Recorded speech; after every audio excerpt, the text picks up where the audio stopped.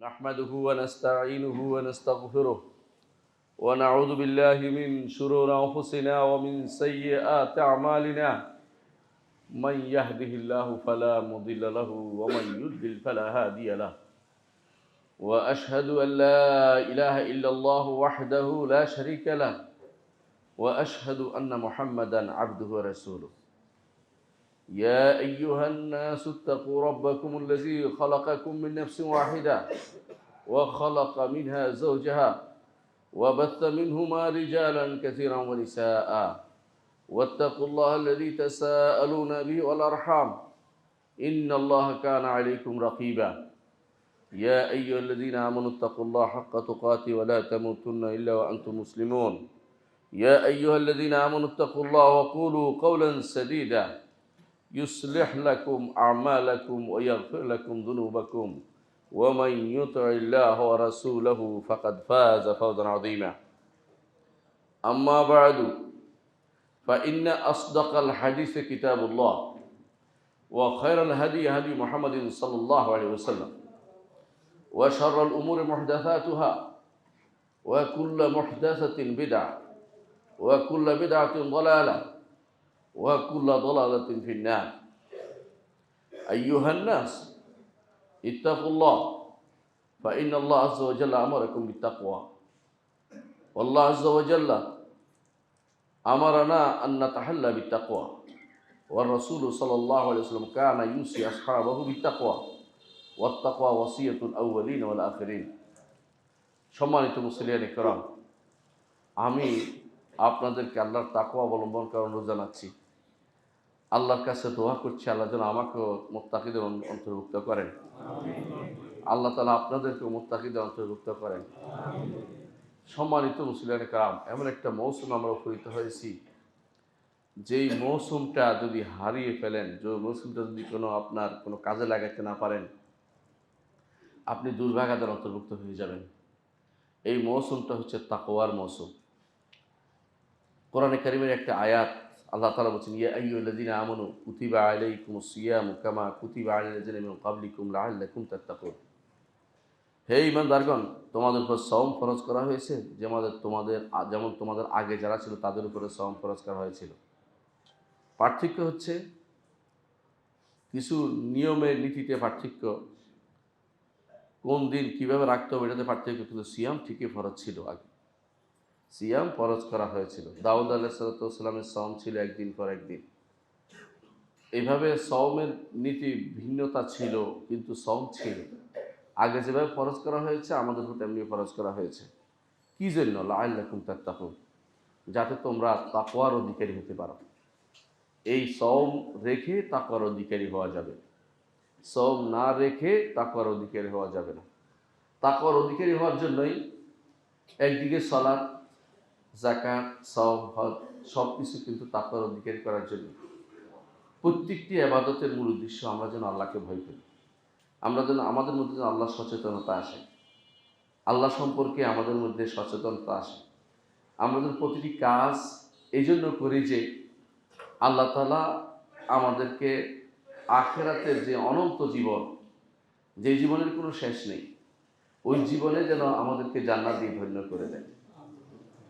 এটাই তাদের উদ্দেশ্য। প্রত্যেকটি আল্লাহর উদ্দেশ্য এটাই যে বান্দা এর মাধ্যমে যেন উপকৃত হতে পারে। সুতরাং আমরা তাকওয়ার অধিকারী হওয়ার জন্য আল্লাহ যে সওম ফরজ করেছেন আমাদের উপরে, এই সওমের উপরে আমরা যেন যত্নবান হই। আল্লাহ তাআলা বলছেন আইয়ামান মা'দুদাত, হাতে গোনা কিছু দিন। এটা এক মাস, 365 দিনের তুলনায় 30 দিন বেশি না, কখনো 29 দিনও হয়। 30 দিন খুব বেশি না।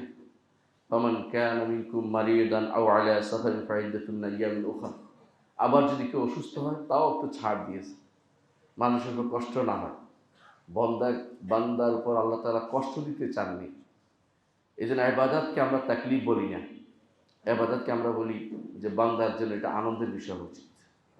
একটি সাজদা দিতে পেরেছে, একটি সওম রাখতে পেরেছে, এটা বান্দার জন্য বড় আনন্দের বিষয় যে আমার রবের জন্য একটি সাজদা করতে পেরেছি, আমার রবের জন্য আমি সওমটা রাখতে পেরেছি, আমি একটা দান করতে পেরেছি, একটা কিছু করতে পেরেছি।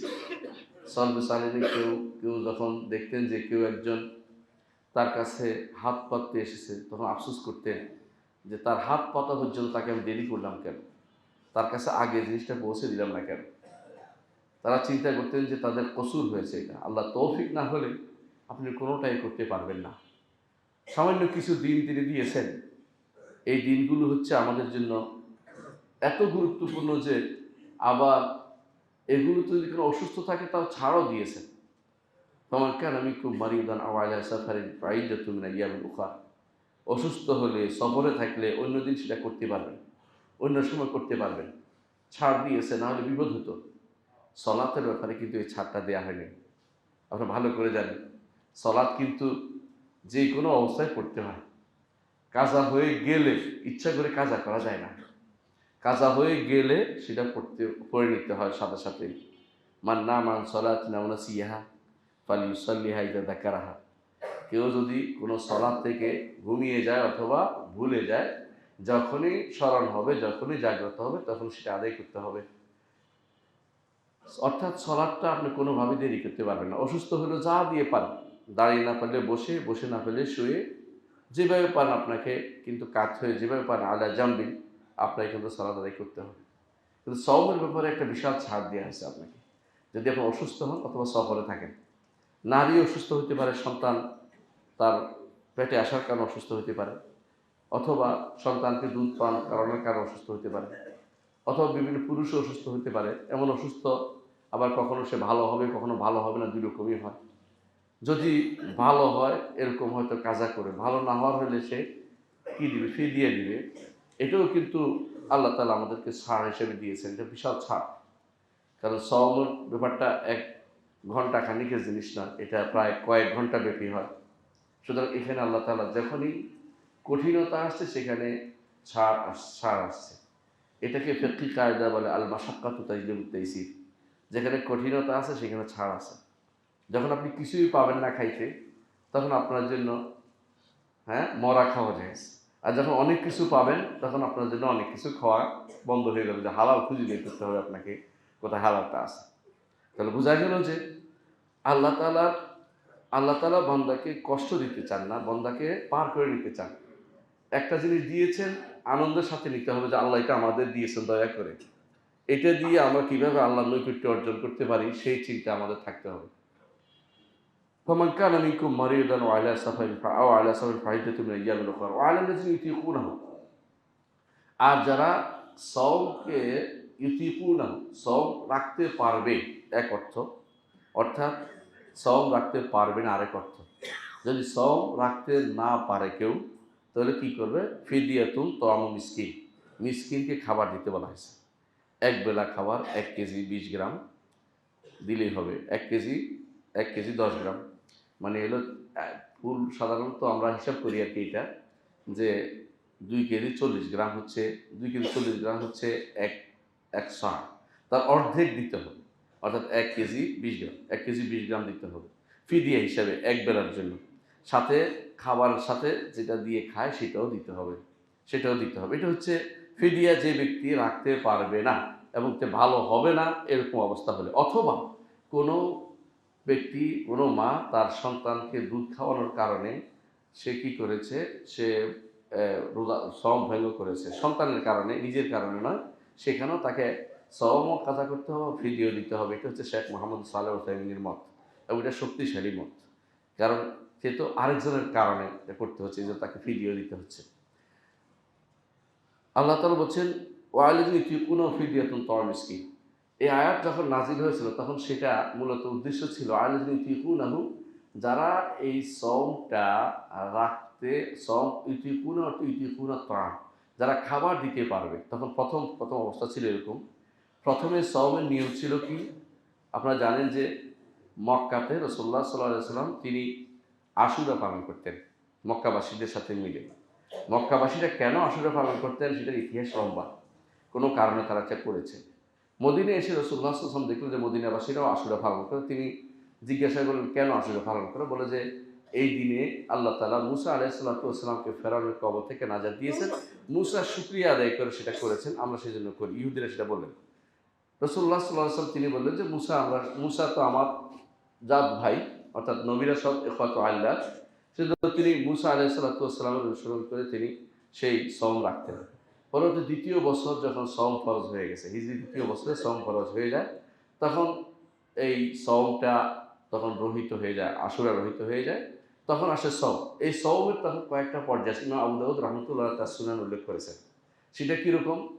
তখন ছিল যে ব্যক্তি সওম রাখার সামর্থ্য রাখবে, যে অর্থ দিয়ে কাউকে খাওয়াইতে পারবে, খাওয়াইলে হয়ে যাবে, সওম রাখতে হবে না। প্রথম এই নীতি ছিল। তারপরে আল্লাহ তাআলা এটাকে রহিত করে দিলেন। পরবর্তীতে রহিত করে দিলেন যে ফামান শাহিদা মিনকুমুশ শাহরা ফালিয়াসুমহু, যেমন আরেক আয়াতে আসছে যে এই মাসে আসলেই সওম পালন করতে হবে। তখন থেকে আর সবার উপরেই সওমটা হলো খাবার দিলে চলবে না। ওই ব্যক্তির জন্য খাবার রয়ে গেছে যে ব্যক্তি রাখতে পারবে না। শুধু মানে শারীরিক অসঙ্গতির কারণে যে রাখতে পারছে না, তার জন্য শুধু খাবারের মশলাটা রয়ে গেছে। এটাকে বলা হয় নাসখুল বা, কিছু অংশ নষ্ট রহিত হয়েছে, পুরোপুরি নষ্ট রহিত হয়নি। এটাকে বলা হয় এক অর্থে রহিত, এক অর্থে এটা রহিত না। কি আল্লাযী ইউতিকুনাহু, আবার আল্লাযী ইউতিকুনা আরেক অর্থ হচ্ছে আতা ইউতিক, অর্থ হচ্ছে কোনো কিছু না রাখা। যে ব্যক্তি রাখতে পারবে না, এই অর্থ শুদ্ধ। এটাকে বলা হয় সালবে মাখাজ, এটা আরবি জানেন আপনারা। অর্থাৎ যে ব্যক্তি রাখতে পারবে না, অসমর্থ, সে কি দিবে? ফিদিয়া দিবে, সে ফিদিয়া দিবে। এইটাও আল্লাহ তাআলা আমাদেরকে একে আয়াতের ভিতরে জানিয়ে দিয়েছেন। ফিদিয়াতুন, এরপরে ফিদিয়া, তখনকার সময় সওমের একটা নীতি ছিল, কেউ যদি কোনো মানে যতক্ষণ পর্যন্ত মাগরিবের পর থেকে, সূর্য ডোবার পর থেকে যতক্ষণ না ঘুমাবে ততক্ষণ পর্যন্ত যত ইচ্ছা খেতে পারবে, কিন্তু যখন ঘুমিয়ে যাবে তখন আর খেতে পারবে না। এটা নীতি ছিল। এই নীতিতে অনেকেই কষ্টকর হয়ে যাচ্ছে অনেকের পক্ষে, কারণ সারাদিন তারা কাজ করতো, সাহাবায়ে কেরাম রাতের বেলা এসে তারা যখন ঘুমিয়ে যেত আর খাইতে পারতো না, এবং অনেক বিপদে পড়তো। এই অবস্থা থেকে আল্লাহ তাআলা মুক্তি দিয়ে আল্লাহ তাআলা বলছেন অহিল্লা লাকুম লাইলাতুস সিয়ামির রাফাসু ইলা নিসাইকুম হুন্না লিবাসুল লাকুম ওয়া আনতুম লিবাসুল লাহুন্না আলিমাল্লাহু আন্নাকুম কুনতুম তাখতারুনা আনফুসাকুম ফাতাবা আলাইকুম। এইভাবে আল্লাহ তাআলা শেষে বলেছেন যে সুম্মা আতিমু কুলু ওয়াশরাবু হাত্তা ইয়াতাবাyyana লাকুমুল খায়তুল আবয়াদু মিনাল খায়তিল আসওয়াদি মিনাল ফাজর সুম্মা আতিমুস সিয়াম ইলাল লাইল। আল্লাহ তাআলা বলছেন যে একেবারে খেতে পারবে, সূর্য সূর্য সাদেকের আগ পর্যন্ত তোমরা খেতে পারবে। আমাদেরকে সেই ছাড় দিলেন। একদিকে ছাড় দিয়েছেন, আরেকদিকে আমাদেরকে বাধ্য করে দিয়েছেন যে আমরা সওম অবশ্যই পালন করতে হবে, ছাড় দিতে পারবো যদি না অসুস্থ হয়, যদি না কেউ অসুস্থ হয়। ইয়ার ফলে আল্লাহ তাআলা বলছেন ওমান ফামান তাতাওয়া খায়রান ফাহুয়া খায়রুল্লাহ, যদি কেউ, তখনকার সময়টা বলা হচ্ছে, যদি কেউ আর্থিক সঙ্গতি থাকা সত্ত্বেও, এটা ওই সময় যখন আর্থিক সঙ্গতি থাকলে সওম রাখা ফরজ ছিল না, তখন দান করলে হতো, তখন তারপরেও তিনি তখন আল্লাহ তাআলা বলেছেন যে ব্যক্তি সওম রাখতে পারে এটা তার জন্য উত্তম। ফামান তাতাওয়া খায়রান ফাহুয়া খায়রুল্লাহ ওয়া আন তাসুমু খায়রুল লাকুম ইন কুনতুম তা'লামুন, যদি তোমরা সওম রাখো এটা তোমাদের জন্য উত্তম, যদি তোমরা জানো। এরপর আল্লাহ তাআলা বলছেন শাহরুর রমাদান আল্লাযী উনজিলা ফীহিল কুরআন, সূরা বাকারা 185 এবং 86 নম্বর আয়াত। শাহরুর রমাদান আল্লাযী উনজিলা ফীহিল কুরআন, এই হচ্ছে সওম তো রাখতে হবে, কিন্তু কোন মাসে নির্ধারণ করে দিচ্ছে। শাহরুর রমাদান রাখতে হবে সওমটা রমাদান মাসে। উনজিলা ফীহিল কুরআন, এই মাসের কোরআন নাযিল হয়েছে, এই মাসের কোরআন নাযিল। হুদাল লিন্নাস, মানুষের হেদায়েতের জন্য কোরআন এসেছে।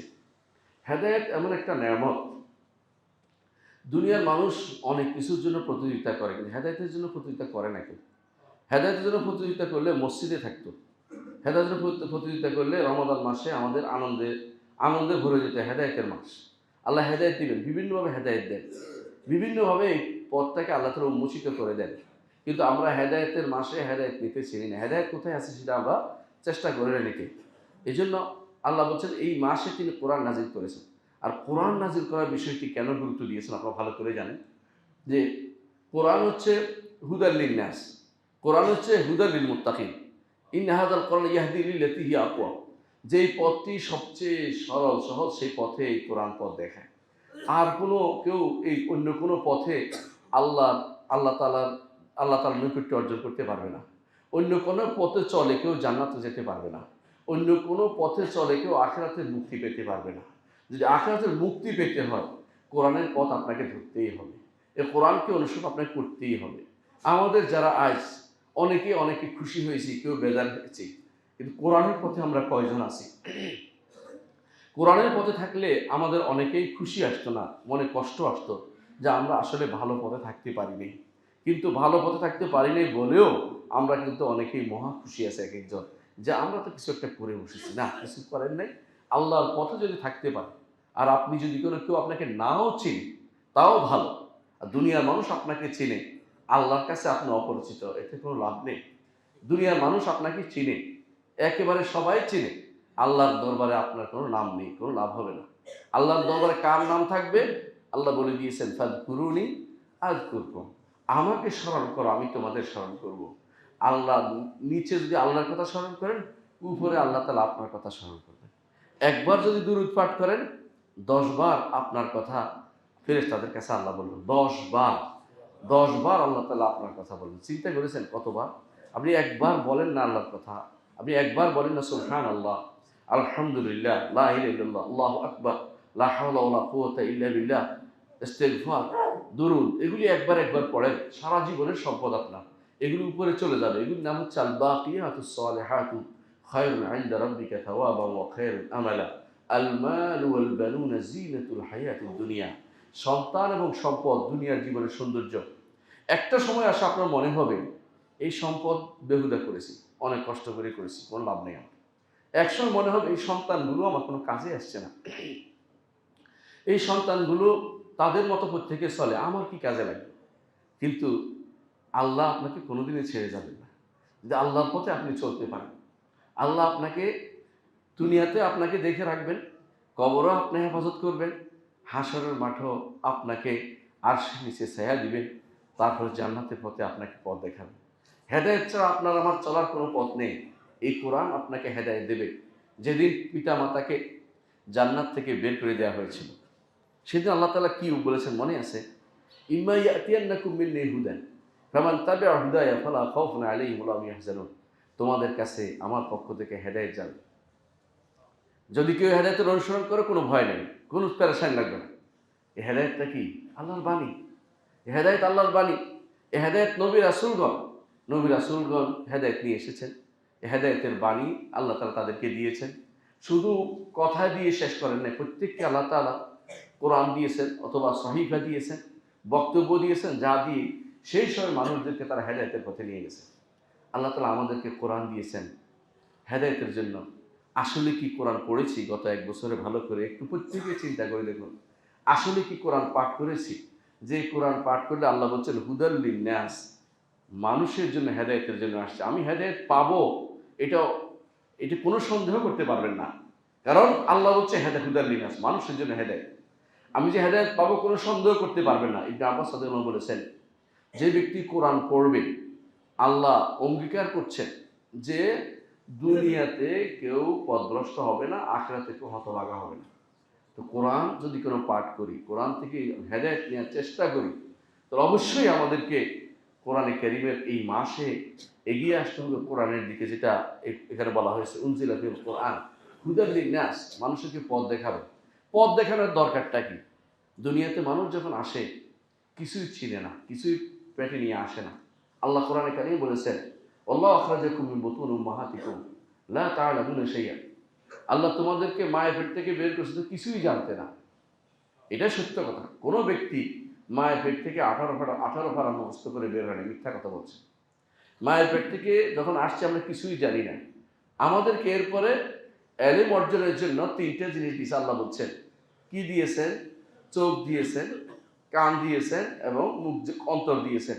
এই 3টে জিনিস দিয়ে আমরা পড়ি, শুনি এবং আমরা জ্ঞান অর্জন করি, হেদায়েতের জ্ঞান। এই 3টি জিনিস যদি আপনি পূর্ণ করতে পারেন আল্লাহর বাণী দিয়ে, আপনি হবেন সেরা। আপনার চোখের ইবাদত হবে, আপনার কানের ইবাদত হবে।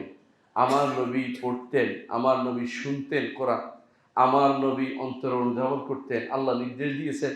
এই কোরআন নাজিল হয়েছে 3টি কারণ। 3টি কারণ। একটি হচ্ছে তিলাওয়াতের জন্য, ওয়ারাতিল কোরআন তারতিলা লিতাতলু আলাইহিম, তাদের জন্য আপনি তিলাওয়াত করেন। ইয়াতলু আলাইহিম আয়াতিনা, আমার আয়াত যেন আপনি তাদের উপর তিলাওয়াত করেন। নবীর কাজ হচ্ছে তিলাওয়াত করা, আপনার কাজও তিলাওয়াত করা, 1 নম্বর কাজ। দ্বিতীয় কাজ হচ্ছে এই কোরআন তাদাব্বুর করবেন, চিন্তা করবেন, গবেষণা করবেন, অর্থ বোঝার চিন্তা করবেন। একটি আয়াত যেন পার না হয়ে যায় যে আপনি পার হয়ে চলে গেছেন, আপনি বুঝেন নাই, এটা যেন না হয়। আপনি সালাত যেভাবে বুঝে শুনে পড়েন, আমার বিশ্বাস আপনারা সালাত জেনে বুঝে পড়েন, ঠিক তেমনিভাবে কোরআনে কারিমে যখন আয়াত পড়বেন পার হয়ে যাবেন না, অপেক্ষা করবেন যেখানে কোন হেদায়েত আছে আমি জেনে নিই। একটি হেদায়েতের আলো এমন হতে পারে একটি আয়াতের কারণে আপনি হেদায়েত নসিব হয়ে গেছে। আপনি জানেন যে একজন বিশ্বর হাফিজ রহমতুল্লাহ আলাইহি নাম শুনেছেন, তিনি বড় আবেদ ছিলেন।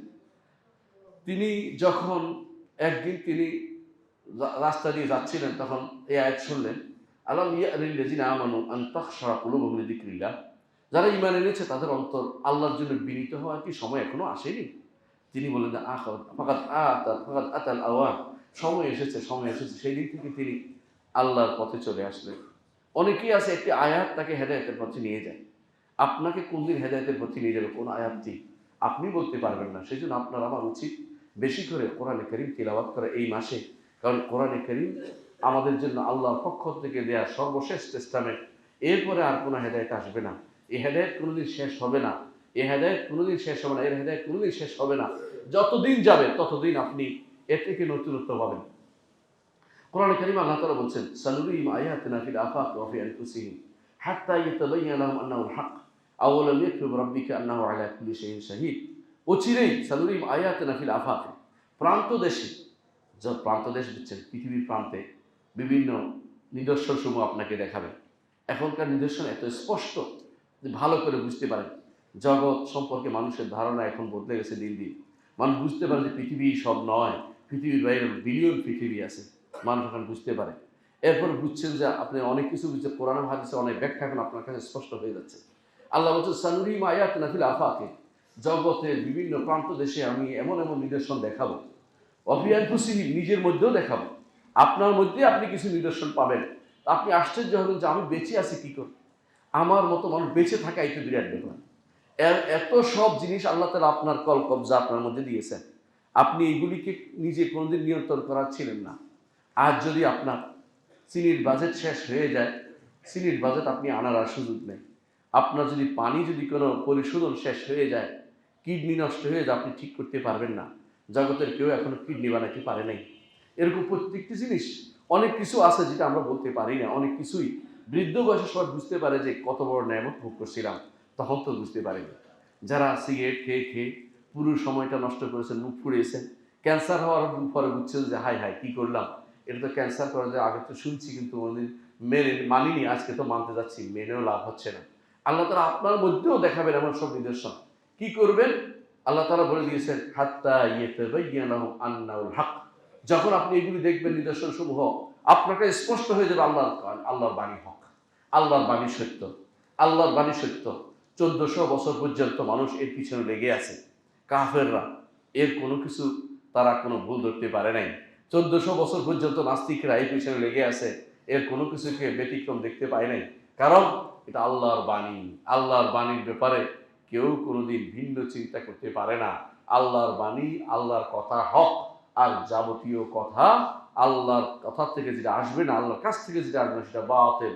যালিকা বিআন্নাল্লাহুল হক ওয়া আন্না মা ইয়াদউনা মিন দুনিহিল বাতিল ওয়া আন্নাল্লাহুল আলিয়্যুল কাবীর। তিনি সবচেয়ে বড় এবং সবচেয়ে উপরে তিনি, এটা আল্লাহ তাআলা ঘোষণা করে গেছেন।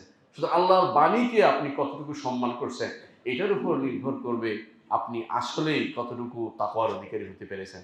ইবনে তাইমিয়া রাহমাতুল্লাহ আলাইহি জীবনের শেষ মুহূর্তে আফসোস করে বলতেন, যেই সময়টা আমি কোরআন ছাড়া আমি সময়টা কাটিয়েছি, ওই সময়টা আমার জীবনের জন্য সবচেয়ে দুর্ভাগ্যের সময়, ওইটা ভালো কাজে লাগেনি।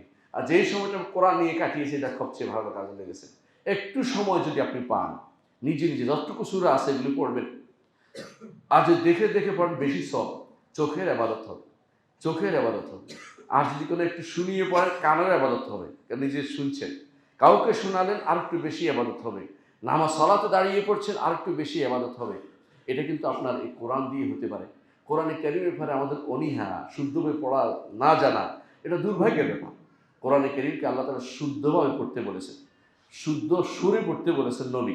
নবী বলেছেন, যায়িনুল কোরআনা বিআসওয়াতিকুম হাসিনুল কোরআনা বিআসওয়াতিকুম, তোমাদের স্বর দিয়ে কোরআনকে সুন্দর করে পড়ো।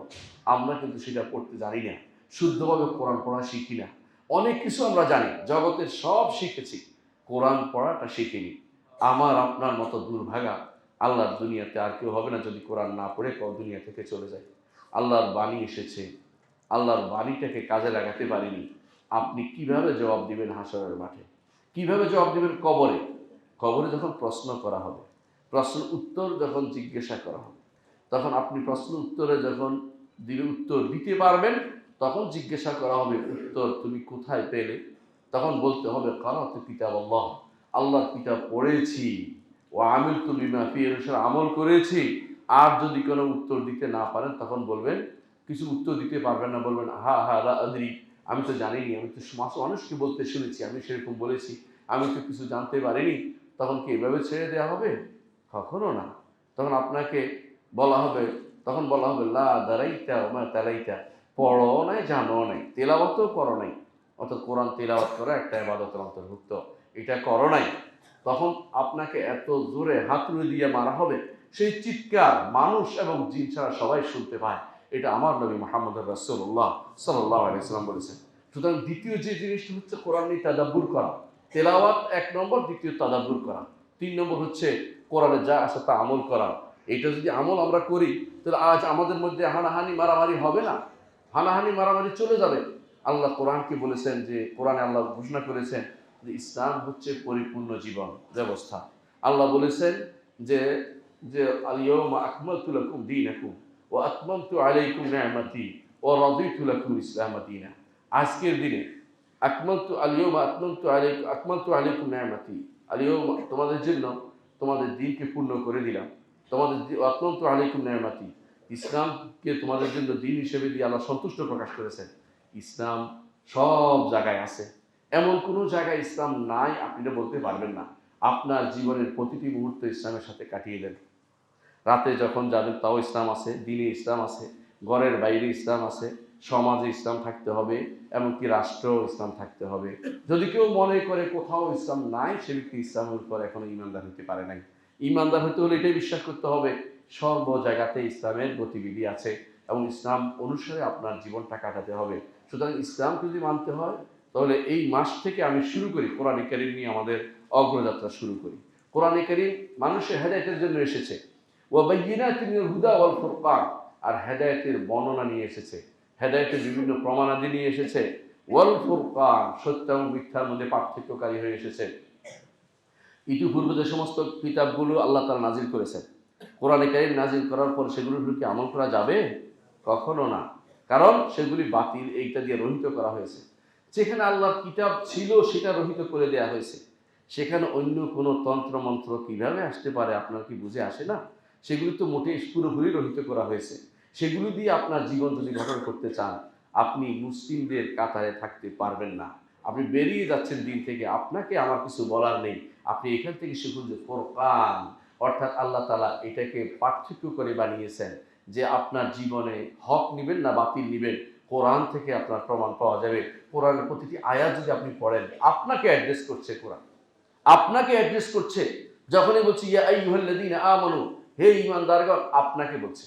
আব্দুল্লাহ ইবনে মাসউদ রাদিয়াল্লাহু আনহু বলেছেন, যখন আল্লাহ তাআলা, তুমি শুনবে কোরআনে কারীম, আল্লাহ বলছেন ইয়া আইয়ুহাল্লাযীনা আমানু, হে ঈমানদারগণ, এটা আমাকে বলছে। আল্লাহ আমাকে কথা বলছেন, আমি আল্লাহর সাথে কথার জবাব দিই। আমি আল্লাহর কথাই বলি লাব্বাইক, আমাকে ডাকছেন, আমি আপনার ডাকে সাড়া দেব, আমি আপনার ডাকে সাড়া দেব। এইটা যদি না করে, আমি যদি কোনো সেখানে না শোনার ভান করে থাকি, তাহলে ভালো কিছু অপেক্ষা করে নেই। অপেক্ষা করুন, অপেক্ষা করুন, মৃত্যুর পর পর্যন্ত অপেক্ষা করুন।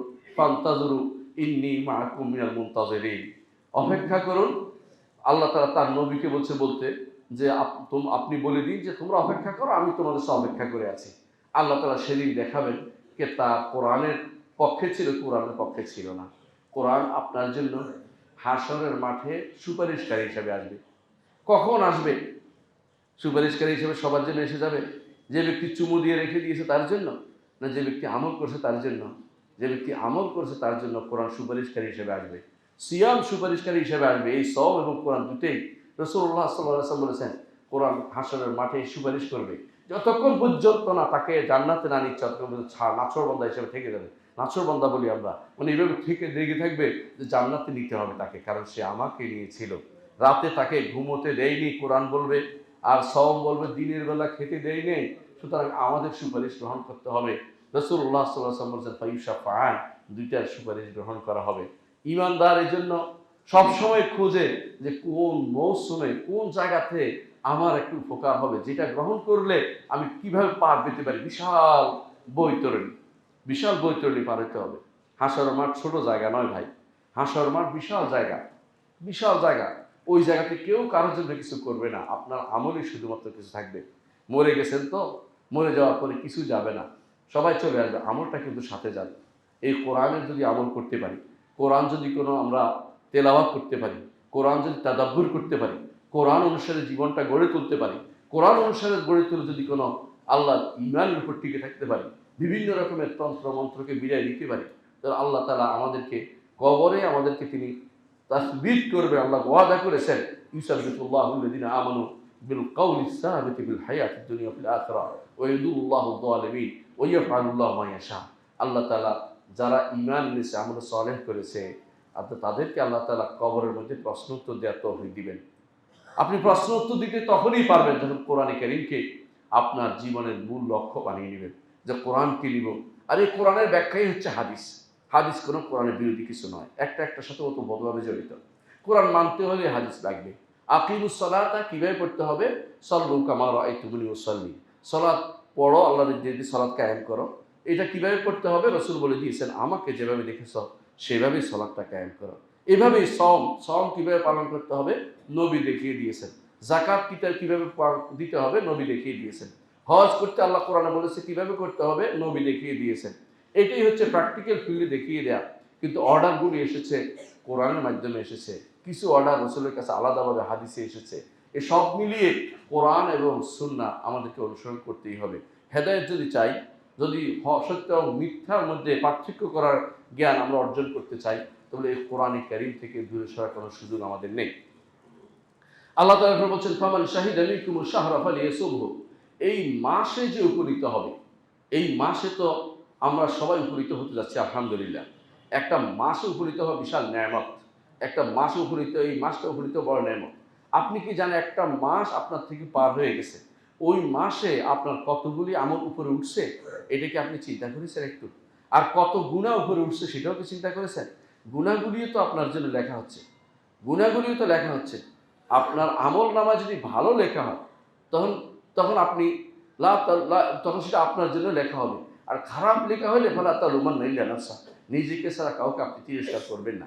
হাদিসে কুদসিতে আল্লাহ তাআলা সেটা বলে দিয়েছেন যে, বনি আদম, তুমি এই আমলগুলি তোমার জন্য করো। এই নয় যে আমার কোনো রাজত্ব বেড়ে যাবে। সবাই যদি মুত্তাকি হয়ে যাও, আল্লাহর রাজত্বে কোনো কিছু বাড়বে না। আর সবাই যদি কোনো আমরা ফাসিক ফাজিল হয়ে যাই, তাহলেও আমাদের আল্লাহর রাজত্বে কোনো কিছু কমবে না। আমলগুলি ব্যক্তির উপকার করবে, আমলগুলো ব্যক্তিকে জান্নাতের পথে নিয়ে যাবে। আর আমলগুলি না করলে ব্যক্তির ক্ষতি হবে। ব্যক্তি ন্যাক আমল থেকে দূরে সরে গেলে জাহান্নামের পথের দিকে এগিয়ে যায়। ব্যক্তি চিন্তা করবে আমি কোনটা করব। ফামান শাহিদা মিনকুমুশ শাহরা ফালিয়াসুমহু, এই মাসে উপনীত হলে সেই জন্য সাওম পালন করে। ওমান কানা মারিদান আও আলা সাফারিন ফাইদাতুন মিন আইয়ামিন উখরা। আবার আল্লাহ তাআলা বলেছেন যে যদি কেউ অসুস্থ হয় অথবা সফরে থাকে, সে অন্য সময় সেগুলি পালন করতে পারবে। ইউরিদুল্লাহু বিকুমুল ইউসরা, আল্লাহ তাআলা আমাদের কাছে সহজ চান। ওয়ালা ইউরিদু বিকুমুল উসরা, কঠিনতা চান না। ওয়ালিতুকমিলুল ইদ্দাতা, আল্লাহ আরও চান যেন তোমরা তুকমিলুল ইদ্দাতা, ইদ্দতটা পূরণ করো। ইদ্দত মানে হচ্ছে রমাদান মাসের পুরো মাসটা তোমরা ইবাদত করো, একটুও বাদ না দাও। 29 হোক বা 30 হোক, পুরোটাই তোমরা পালন করো, পুরোটাই তোমরা সওম পালন করো। ওয়ালিতুকাব্বিরুল্লাহ আলা মা হাদাকুম, আর তোমাদের মধ্যে হেদায়েত পেয়েছো, রমাদান মাস ঠিকভাবে পালন করতে পেরেছো, তাহলে সেখানে তোমরা তাকবীর দিবে শেষে। এজন্য সুন্নত হচ্ছে রমাদান মাস শেষ হওয়ার পরে ঈদের চাঁদ ওঠার পর থেকেই তাকবীর দেয়া, যেটা আমাদের অনেকেই সুন্নতটা আমরা পালন করি না। ঈদের রাতে তাকবীর দেয়া সুন্নত, এবং ঈদের সকালবেলা ঈদের দিনও তাকবীর দেয়া সুন্নত, ঈদের মাঠ পর্যন্ত এই তাকবীর চলতেই থাকে, এটাই হচ্ছে সুন্নত। কিন্তু এই আল্লাহ তাআলা এই নির্দেশ কিন্তু আমরা নবীর মাধ্যমে জেনেছি কীভাবে তাকবীর দিতে হবে। আমার নবী বলে দিয়েছেন, আল্লাহু আকবার, আল্লাহু আকবার, লা ইলাহা ইল্লাল্লাহ, আল্লাহু আকবার, আল্লাহু আকবার, লিল্লাহিল হামদ। এবার আল্লাহর তাকবীর ঘোষণা করা, আল্লাহর প্রশংসা করা, এবং আল্লাহ তাআলা ছাড়া কোনো ইলাহ নেই, তাওহীদের ঘোষণা দেয়া, এটা তারা আল্লাহ তাআলা আমাদেরকে শিক্ষা দিয়েছেন যে এইভাবে তাকবীর দিতে হবে। ওয়ালাআল্লাকুম তাশকুরুন, আর যাতে তোমরা শুকরিয়া আদায় করো। যাতে কি শুকরিয়া আদায় করি? এই শুকরিয়া আদায়ের উদ্দেশ্য হচ্ছে যে আল্লাহ আমাদেরকে এই ইবাদতটা করার তৌফিক দিয়েছেন। আল্লাহর তৌফিক ছাড়া আপনি ইবাদত করতে পারবেন না, আল্লাহর তৌফিক ছাড়া আপনি ইবাদত করতে পারবেন না। এই জন্য দেখেন, যখন আপনি বলেন প্রতি সালাতে ইয়্যাকা না'বুদু, আমরা একমাত্র আপনারই ইবাদত করি, সাথে সাথে বলেন ওয়া ইয়্যাকা নাস্তাঈন, আর আপনার কাছে সাহায্য চাই। কেন? আবাদত করতে হলেও আপনার সাহায্য লাগবে। আমি আবাদত করার শত চেষ্টা করছি, আপনি সাহায্য করলেন না আমাকে, তাহলে আমি ক্ষতিগ্রস্ত হয়ে যাব, আমি আমি কোনোদিন আবাদতটা করতে পারবো না। অনেক মানুষ আছে রমাদান মাসের আশা নিয়ে বসে আছে, যে রমাদান মাসে এই করবে সেই করবে, এমন উটকু ঝামেলা এসে বসে আছে, কিছুই করতে পারে না। তাহলে বোঝা গেল আল্লাহ তৌফিক চাইতে হবে। এই জন্য সবসময় প্রতি সলাতে আল্লাহ তৌফিক চাই আমরা, ইয়াকা না'বুদু ওয়া ইয়াকা নাস্তাইন, আপনার কাছে আমরা সাহায্য চাই। যখন বলে ইয়াকা না'বুদু ইখলাসের দাবি, আর যখন বলে ইয়াকা নাস্তাইন এটা অহংকার থেকে মুক্তি। কারণ আল্লাহর কাছে সাহায্য চাওয়া অর্থ হচ্ছে নিজেকে বিনীত করে দেয়া, নিজেকে বিনয় প্রকাশ করে যে আল্লাহ আপনি ছাড়া আমি এই কাজ করতে পারবো না, দুনিয়ার কোনো কাজ আপনি বা কেউ করে দিতে পারবে না, আমার রবের যদি তিনি যদি সাহায্য না করেন। এই জন্য এটাই বলতে হয় লা হাওলা ওয়ালা কুওয়াতা ইল্লা বিল্লাহ। এটা অর্থ কিন্তু এটাই যে আমি শত চেষ্টা করলেও কিছু করতে পারবো না, আল্লাহ আপনি আমাকে সাহায্য করুন। আল্লাহ তাআলা তিনি বান্দাকে কিভাবে চলবে তা নির্ধারণ করে দিয়েছেন। আমার যে আল্লাহর কাছে চাইবো এটাও নির্ধারণ করে দিয়েছেন, এবং নির্ধারণ করার জন্য তিনি আমাদেরকে এই দোয়া করাটাও তিনি নির্ধারণ করে দিয়েছেন, দোয়া করতে পারবে। এই জন্য আল্লাহর কাছে যদি আমি চাইতে পারি, সেটাই হচ্ছে সৌভাগ্যের ব্যাপার যে তিনি আমার জন্য ভালো কিছু লিখেছেন। ইমানদার এইটাতে ইমান রাখে। আল্লাহ তাআলা তারপর বলছেন ওয়াইজা সাআলাকা ইবাদি আন্নী ফাইন্নী করিব, আমার বান্দারা যখন আমার কাছে আমার সম্পর্কে প্রশ্ন করে। সওমের পরে এই প্রশ্নটা কেন আসলো? সওমের পরে এই কথাটা কেন আসলো? কারণ বান্দা সওম রাখার পরে দোয়া করে আল্লাহর কাছে, ওই যে সাআলাকা ইবাদি আন্নী, আমার বান্দারা যখন আমার ব্যাপারে আপনাকে প্রশ্ন করে যে আমি কোথায়, আমি কি করতে পারি বলুন, আমার তাদের দোয়ার ব্যাপারে কি করতে পারি বলুন তাদেরকে, ইন্নী করিব, আমি অবশ্যই, ইন্নী করিব অবশ্যই নিকটে। এই নিকটে বলতে বোঝানো হয়েছে যে তিনি আমাদের সাড়া দেওয়ার জন্য নিকটে, তিনি আমাদেরকে সাড়া দেওয়ার জন্য নিকটে, তিনি আমাদেরকে হেদায়েত দেওয়ার জন্য নিকটে। এই নয় যে তিনি সৃষ্টির ভিতরে আছেন। তো সৃষ্টির ভিতরে মনে করলে তার ঈমান নাই, তাকে মনে করতে হবে আল্লাহ আরশের উপর থেকেও নিকটে, কারণ তিনি এত বড় সত্তা, তার কাছে আমরা খুবই ক্ষুদ্র, সেই হিসাবে তিনি অবশ্যই নিকটে, কোনো সন্দেহ নেই। বড় সত্তার কাছে ছোটগুলি সবসময় নিকটেই থাকে, এটা বুঝে নিতে হবে। এবং তিনি আরশের উপর থেকেও তিনি আমাদের নিকটে, কি জন্য? উজিবু দাওয়াতাদ দাঈ ইযা দাআন, যখনই আমাকে ডাকে তখনই আমি তার ডাকে সাড়া দেওয়ার জন্য নিকটে, অর্থাৎ ডাকলেই আমি সাড়া দিই। আমাকে এটা বলার কোনো দরকার নেই যে আল্লাহ আমার কথা কি শুনছেন কিনা, আরেকজন মানুষ নিয়ে আসি, মধ্যম ধরি, কারো মাধ্যম ধরি, পীর ধরি, এই সমস্ত কিছু আমার জন্য লাগবে না, শুধু আল্লাহকে ডাকলেই হবে। এই জন্য আল্লাহ তাআলা কোরআনে কারিমে বারবার বলেছেন উদউনি আস্তাজিব লাকুম, আমাকে ডাকো আমি তোমাদের ডাকে সাড়া দেব। উদউনি আস্তাজিব লাকুম, আমাকে ডাকো আমি তোমাদের ডাকে সাড়া দেব। ইন্নাল্লাযীনা ইস্তাকবিরুনা আন ইবাদাতি সায়াদখুলুনা জাহান্নামা দাখিরিন, যারা আমার ইবাদতের মধ্যে অহংকার করে তারা নিকৃষ্ট হয়ে জাহান্নামে প্রবেশ করবে। ইবাদত করতে মানে কি? যারা আমাকে ডাকতে অহংকার করে, আমাকে ডাকে না। যে ডাকে সে বিনয়ী, যে ডাকে না সে অহংকারী। এজন্য যে ব্যক্তি আল্লাহকে ডাকে না দুনিয়ার বুকে, সে ব্যক্তি অহংকারী। আর যত বেশি ডাকবেন, যত বেশি চাইবেন, তত বেশি আল্লাহ খুশি হবে। ইমানদার সব কিছু চায়, এমনকি জুতা ছিঁড়ে গেল সেটাও চায় আল্লাহর কাছে। প্রত্যেক কিছু আল্লাহর কাছে চায়। আল্লাহর কাছে চাইলে আপনি সমাধান পাবেন। দুনিয়ার মানুষের কাছে তো আশা করবেন, এই আশা হতে হবে না। আপনি অনেকের উপরে আশা করে বসে আছেন, হয়তো আপনি অমুকে আমার উপকার করে দিবে, সামনে হচ্ছে এটা করবে ওইটা করবে, এসব আশা কোনোটাই পূরণ হবে না যদি আল্লাহ তাআলা সেটা আমাদেরকে মঞ্জুর না করেন। ওয়ামা তাশাউনা ইল্লা আইয়াশা আল্লাহু রাব্বুল আলামিন, তোমরা যা চাও তা হবে না, আল্লাহ না চাইলে সেটা হয় না। এটা ঈমান রাখতে হবে, আল্লাহর চাওয়া আগে, আপনার চাওয়া পরে। আর আপনি মনে করছেন আমি চাইলে আল্লাহ এরপর চাইবে, এই কথা ঈমানদার বলতে পারে না, কারণ আল্লাহ তাআলা এটা নিষেধ করে দিয়েছেন ওয়ামা তাশাউনা ইল্লা আইয়াশা আল্লাহ ইন্নাল্লাহা কানা আলিমান হাকীমা ইউদখিলু মান ইয়াশাউ ফি রাহমাতিহি ওয়ায-যালিমিনা আ'আদ্দা লাহুম আযাবান আলীমা। আপনার আজকে সকালে এই সূরাটা পড়েছেন, এখানে আল্লাহ তাআলা সূরা দাহার ইনসানের মধ্যে আল্লাহ তাআলা উল্লেখ করেছেন যে তোমরা চাইলেই সব হবে না, আল্লাহ যতক্ষণ না চায়। এই জন্য আল্লাহর কাছে আল্লাহ তাআলা বলে দিয়েছে দাঁড়ান, উজিবু দাওয়াতাদ দাঈ ইযা দাআন, আমার কাছে যখনই কেউ ডাকে তো আমি তার ডাকে সাড়া দিই। এমনকি কোনো ব্যাপারে কাফেরের ডাকেও আল্লাহ সাড়া দেন। মাজলুম হলে তার ডাকেও আল্লাহ সাড়া দেন। এর অর্থ হচ্ছে আল্লাহকে ডেকে কেউ কোনোদিন হতভাগা হয়নি, যেটা নবী বলেছিলেন ওয়ালাম আকুম বিদুআইকা রাব্বি শাকিয়া, আল্লাহ আপনাকে ডেকে তো আমি কোনোদিন হতভাগা হয়নি। বৃদ্ধ বয়সে সন্তান চেয়েছে, আল্লাহ সন্তান দিয়েছে বৃদ্ধ বয়সে। এবং বৃদ্ধ বয়সে, এমন বৃদ্ধ বয়সে যে ওয়াস্তা আল্লাহ রাসু শাইবা, চুল সাদা হয়ে গেছে, তারপরে আল্লাহ তাকে সন্তান দিয়েছে। কারণ তাকে আল্লাহ তাআলা তিনি সবই দিতে পারেন, সবই করতে পারেন, শুধু অন্তর থেকে চাওয়াটা দরকার। এই জন্য সব অবস্থায় বেশি বেশি দোয়া করা দরকার। যত বেশি দোয়া করবেন তত বেশি আল্লাহ তাআলার নিকটে থাকতে পারবেন, এবং সওমটা আপনার সবচেয়ে সবচেয়ে গুরুত্বপূর্ণ সওম, এবং যেই সওম গ্রহণযোগ্য সওম, সবে সালিমের সওমের মতো আপনার সওম হবে।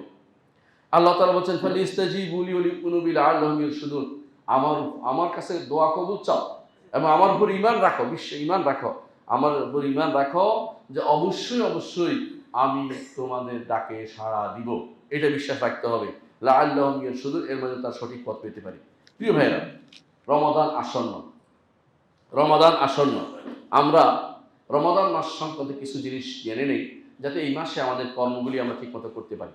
প্রথমে রমাদান মাসে আসেন, রমাদান মাসের কি উপকারিতা রয়েছে আমরা বলি। রাসূলুল্লাহ সাল্লাল্লাহু আলাইহি ওয়াসাল্লাম বলেছেন, যখন রমাদান মাস আসে, প্রবেশ করে, ফুতিহাত আবওয়াবুল জান্নাহ, জান্নাতের দরজাসমূহ খুলে দেওয়া হয়। জান্নাত দরজা কেন খুলে দেওয়া হয়? যে আমার বান্দারা আসবে, আমার বান্দারা ইবাদত করবে, জান্নাতে প্রবেশ করাবো। আল্লাহ চান আপনাকে পার করে নিতে, আল্লাহ চান আপনাকে জান্নাত দিতে। জান্নাত দরজা খুলে দিয়েছে, আপনি বলেন যে আমি যাব না, আপনার মতো বেয়ারা তো আর কেউ হতে পারে না। জান্নাতের দরজা খুলে দিয়েছে, আপনার তো সেদিকে এগিয়ে আসা উচিত যে আল্লাহ তাআলার মাগফিরাতের দিকে আসি। সারু ইলা মাগফিরাতি মির রাব্বিকুম ওয়া জান্নাতিন আরদুহা কাআরদিস সামাই ওয়াল আরদ ওয়া জান্নাতিন আরদুহা সামাওয়াতু ওয়াল আরদ। দুই জায়গায় আল্লাহ দুইটাই বলেছেন জান্নাতের ব্যাসার্ধ এত বড় যে আসমান জমিন সবটা মিলে হচ্ছে এটার বড়ত্ব, গুরুত্ব। এত বড় জান্নাতে আপনি যেতে চান না, কেমনে হবে? আল্লাহ খুলে দিয়েছেন জান্নাতের দরজা, আপনার সেদিকে যাওয়া দরকার। এরপরে বলেছে অকুল্লেকাত আবু জাহান্নাম, জাহান্নামের দরজা সব বন্ধ করে দেওয়া হয়েছে, যাতে করে বান্দারা গুনাহ থেকে দূরে থাকতে পারে, গুনাহ থেকে দূরে থাকতে পারে। এবং সে মনে করে যে আমার জন্য আল্লাহ দরজা খুলে রেখেছে, আমি সেদিকে যাই। জাহান্নামের দরজা বন্ধ করেছে, সেদিকে যেন না যাই। ওয়াসুলসিলাতিশ শায়াতিন, যে সমস্ত শয়তানরা আমাদেরকে পথভ্রষ্ট করে, এই রমাদান মাসে আল্লাহ তাআলা এগুলিকে বন্ধ করে রাখেন। তো বন্ধ করে রাখার পরেও কিছু কিছু অন্যায় কেন হয়? কারণ সারা বছর যে আমার উপর তার অত্যাচার চলছে, সেটা বাকি অংশ রমাদান মাসে দেখা যায়। যদি আমি তওবা করতে পারতাম এই মাসে, এই শাবান মাসে যদি ভালো করে তওবা করতে পারতাম, রমাদান মাসে শয়তান আমাকে আর ধোঁকা দিতে পারতো না। কারণ এতদিনের শয়তান তো বেঁধে রাখা হয়েছে, এতদিনের মানে শয়তানি এখন আর কাজ করতে পারতো না। কিন্তু আমরা তো তওবা করি না, ইস্তেগফার করি না। রমাদান মাসের আগে এই জন্য শাবান মাসেই সালফে সালেহীন কোরআন তেলাওয়াত শুরু করতেন, তওবা ইস্তেগফার দিয়ে তার রমাদান মাসের প্রস্তুতি নিতেন। কারণ অন্তরটাকে পরিচ্ছন্ন না করলে রমাদান মাসে অনেক কিছুই আপনার অন্তরে ধারণ করতে পারবেন না। আগে থেকে পরিচ্ছন্ন করা দরকার। বেশি বেশি তওবা ইস্তেগফার করে আমরা এই মাসে আল্লাহর সন্তুষ্টি অর্জন করতে শুরু করে দেই। রমাদান মাস তখন পুরোটাই আমাদের কাজে লেগে যাবে। বুখারী মুসলিম হাদিসটি বর্ণনা করেছে। আরেকটি হাদিসে এসেছে যে ইমাম তিরমিজি বর্ণনা করেছে, ইজা কান আউয়ালু লাইলাতিন মিন শাহর রমাদান, রমাদান মাসের প্রথম রাত্রি যখন আসে, সুফিদাতিশ শায়াতিন, শয়তানগুলোকে বেঁধে ফেলা হয়। ওয়া মারাদাতুল জিন, জিনদের মধ্যে যেগুলো দুষ্ট এগুলিকে বেঁধে ফেলা হয়। ওয়া গুল্লিকাত আবওয়াবুন নার, জাহান্নামের দরজাগুলো বন্ধ করে দেওয়া হয়। ফালাম ইউফতাহ মিনহা বাবুন, তার কোনো দরজাই খোলা হয় না। ওয়া ফুতিহাত আবওয়াবুল জান্নাতি, জান্নাতের দরজাসমূহ খুলে দেওয়া হয়। ফালাম ইউগলাক মিনহা বাবুন, কোনো দরজাই আর বন্ধ করা হয় না। কোনগুলির দরজা তো অনেকগুলো আছে, আপনারা ভালো করে জানেন। জান্নাতের দরজার মধ্যে আছে কিছু আছে সওমের দরজা, সওমের দরজার নাম হচ্ছে রাইয়ান। কিছু দরজা আছে সলাতের দরজা, কিছু দরজা আছে সাদাকার দরজা, কিছু দরজা আছে জিহাদের দরজা। একটা হাদিসের মধ্যে সবগুলি আসছে। এগুলি হচ্ছে দরজা, কিন্তু এগুলি স্তর নয়, ভিন্ন ভিন্ন অংশ নয়, যে ভিন্ন ভিন্ন নাম আছে সেগুলি নয়। আটটি যেগুলি আছে, সামানিয়াত আবওয়াব হাদিসে আসছে যে আটটি দরজা, এরকম আটটি দরজা আছে। এর বাইরে যেগুলো আপনি বলছেন যে জান্নাত আটটি, আসলে আটটি না, একটাই জান্নাত, তার আটটি অংশ, বিশাল বিশাল অংশ, যেগুলো আপনি এখন কল্পনা করতে পারবেন না কত বিশাল। এক একজনের জন্য একটা পৃথিবী যদি হয় বা 10টা পৃথিবী হয়, তাহলে কয়টা পৃথিবী লাগবে এক একটা জান্নাতের ভিতরে, এটা আপনি বুঝতে পারবেন না, এটা কল্পনায় আসতে পারবে না এখন। এই জন্য আল্লাহ তাআলা কোরআনে কারীম বলছেন, ফালা তা'লামু নাফসুম মা উখফিয়া লাহুম মিন কুররাতি আয়ুন জাযাআন বিমা কানু ইয়ামালুন। আজকে সকালেই আপনারা পড়েছেন এটা, ফালা তা'লামু নাফসুম মা উখফিয়া লাহুম মিন কুররাতি আয়ুন। কোন মানুষ জানে না তার জন্য চক্ষু শীতলকারী কি জিনিস রেখে দিয়েছে। আজ মাঝে মধ্যে কেউ বিভিন্ন উপত্যকা দেখে খুশি হয়ে বাগ হয়ে যায় যে কত সুন্দর উপত্যকা, কত সুন্দর গাছপালা। জান্নাতের গাছ এক একটা, আপনি 500 বছর চলবেন, গাছের ছায়া শেষ হবে না। 500 বছর চলার পরও ছায়া শেষ হবে না। জান্নাতের নহরগুলো উপর দিয়ে প্রবাহিত, মাটি দিয়ে নয়। দুধের নহর আছে, মদিরার নহর আছে, যেগুলো দিয়ে পাগলামি আসে না, মাতলামি আসে না। দুনিয়াতে যারা খাবে না তাদেরকে সেখান থেকে খাওয়ানো হবে, আর দুনিয়াতে যারা খাবে সেখান থেকে তারা মাহরুম হয়ে যাবে। সেখানে গেলে তাদের খাওয়ার কথা মনে আসবে না, অর্থাৎ তারা সে আনন্দ থেকে বঞ্চিত হয়ে যাবে। ঠিক পানির নহর আছে, সেখানে দুধের নহর আছে, মধুর নহর আছে। এই সবগুলি আপনার জন্যই তৈরি করা হয়েছে, আপনার জন্যই তৈরি করা হয়েছে। সেইগুলো যদি নিতে চান, রমাদান মাসটা কাজে লাগান। রমাদান মাস থেকে শুরু হোক আমার জীবনের পরিবর্তন, যে আমি আমার জীবনের আখিরাতকে প্রাধান্য দিব। বাল তু'থিরুনা আল হায়াতাদ দুনিয়া ওয়াল আখিরাতু খায়রুন ওয়া আবকা। তোমরা দুনিয়ার জীবনকে প্রাধান্য দিচ্ছ। আপনি আজ যত কিছু হয়ে যান না কেন, মরতে কিন্তু হবে। সর্বোচ্চ 70 বছরের পরে শেষ। যা কিছু করেছেন পক্ষে বা বিপক্ষে করেছেন, হয় হিসাব দিতে হবে, না হলে ভালো কিছু আপনার আমল নামায় লেখা হবে। যদি ভালো লেখা হয় ভালো, আর যদি কোনো খারাপ লেখা হয় তাহলে আপনার জন্য বিপদের কারণ হবে। কেমন বিপদের কারণ এগুলি তখন বলবেন, ইয়া লাইতানি বাইনি ওয়া বাইনাহু বু'দাল মাশরিকাইন। হায় রে, যদি আমার মাঝে এবং এর মাঝে প্রাচ্য এবং পাশ্চাত্যের দূরত্ব হইতো। ইয়া লাইতাহা কানাতুল খাদিয়া। হায় রে, যদি ওই মৃত্যুই আমার জন্য যথেষ্ট হইতো। ইয়া লাইতাল লাম উতা কিতাবিয়া। আর আমার কিতাব আমলনামা আমাকে কেন দেয়া হলো? মা লিহাযাল কিতাব লা ইউগাদিরু সগীরাতান ওয়ালা কাবীরাতান ইল্লা আহসাহা। এই কিতাবের কি হলো? ভালো মন্দ সবই তো লিখে ফেলেছে। আপনি যদি মনে করেন যে যে কেউ লিখছেন না, ভুল করছে, ভুল করছে। আল্লাহর ফেরেশতারা লিখছে, আল্লাহর ফেরেশতারা লিখছে। আল্লাহ নিজেও জানেন, তারপরে ফেরেশতা দিয়ে লেখাচ্ছে। তাই নয় শুধু, হাসরের মাঠে আবার আপনার শরীর থেকে হিসাব দিবেন। কাফা বিনাফসিকা আল-ইয়াওমা আলাইকা হাসিবা। আজকে আল্লাহ তাআলা আপনার থেকে হিসাব দিবেন, ব্যক্তি থেকে হিসাব নিবে, চামড়া থেকে হিসাব নিবে। ওয়া ক্বালু লিজুলুদিহিম লিমা শাহিদতুম আলাইনা ক্বালু আনতাকানা আল্লাহু আল্লাযী আনতাকা কুল্লা শাইইন ওয়া হুয়া খালাকাকুম আউওয়ালা মাররাতিন ওয়া ইলাইহি তুরজাউন। যে আল্লাহ আপনাকে কথা বলার যোগ্যতা দিয়েছে, সে আল্লাহ আমাকে কথা বলতে বলেছে। চামড়া কথা বলে দিবে, কি করেছেন কি করে সব অবশ্যই আল্লাহ জানে। ফেরেশতারা লিখেছে, জমিনও জানে। আবার আপনার চামড়াও কথা বলে দিবে, মুখ বন্ধ করে দেওয়া হবে, আপনার শরীরের প্রতিটি অঙ্গ তখন কথা বলে দিবে। আপনি লুকুতে পারবেন না। ওয়া বাদালাহুম মিনাল্লাহি মা লাম ইয়াকুনু ইয়াহতাসিবুন। যেটা কোনো চিন্তাও আসেনি এমন কিছু সেদিন আপনার সামনে প্রকাশ পেয়ে যাবে। এখন তখন বলবেন, মা লিহাযাল কিতাবি লা ইউগাদিরু সগীরাতান ওয়ালা কাবীরাতান ইল্লা আহসাহা।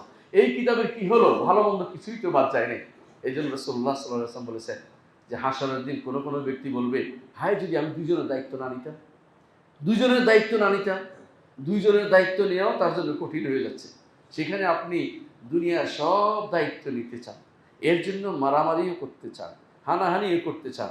এটা আসলে ভালো কাজ নয়। আপনি বুঝতে পারবেন মরার পরে, আমরা বললে হয়তো ভালো লাগবে না, কিন্তু ঠিকই একটা সময় বুঝবেন যে যা করেছি কোনো কাজে লাগেনি।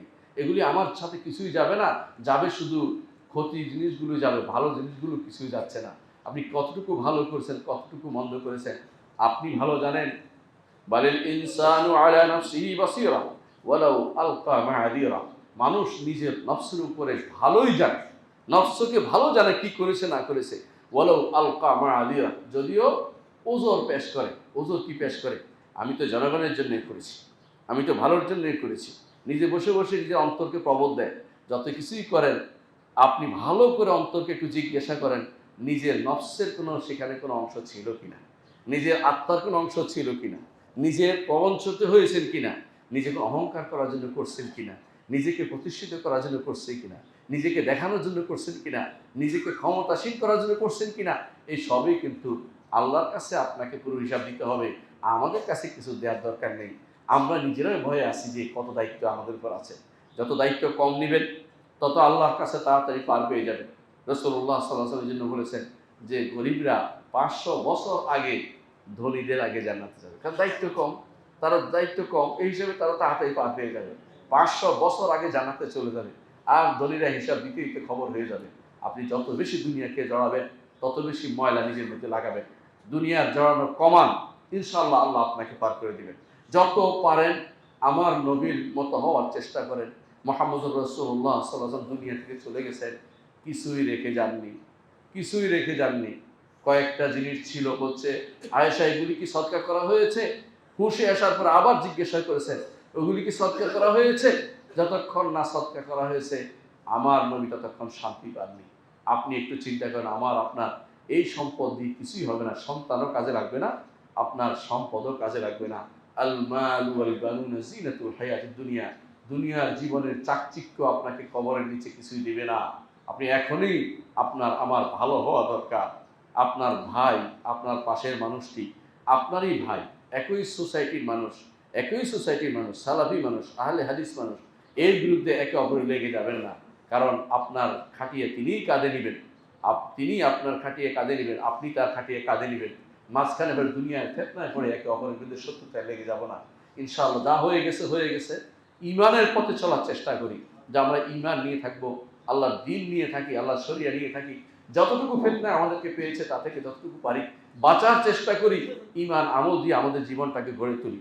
এই জন্য দেখেন রাসূলুল্লাহ সাল্লাল্লাহু আলাইহি ওয়াসাল্লাম বলেছেন, ও ইউনাদি মুনাদি, রমাদান আসলে প্রতিদিন একজন নামেন, একজন নামে, কি বলে, একজন নামে, একটা ফেরেশতা নামে, নবী বলে ইয়া বাগিয়াল খাইর আকবিল, হে কল্যাণ কল্যাণ চাও যিনি, তুমি তো কল্যাণ চাও, আকবিল এগিয়ে আসো, কল্যাণের সময় আসছে, মৌসুম আসছে।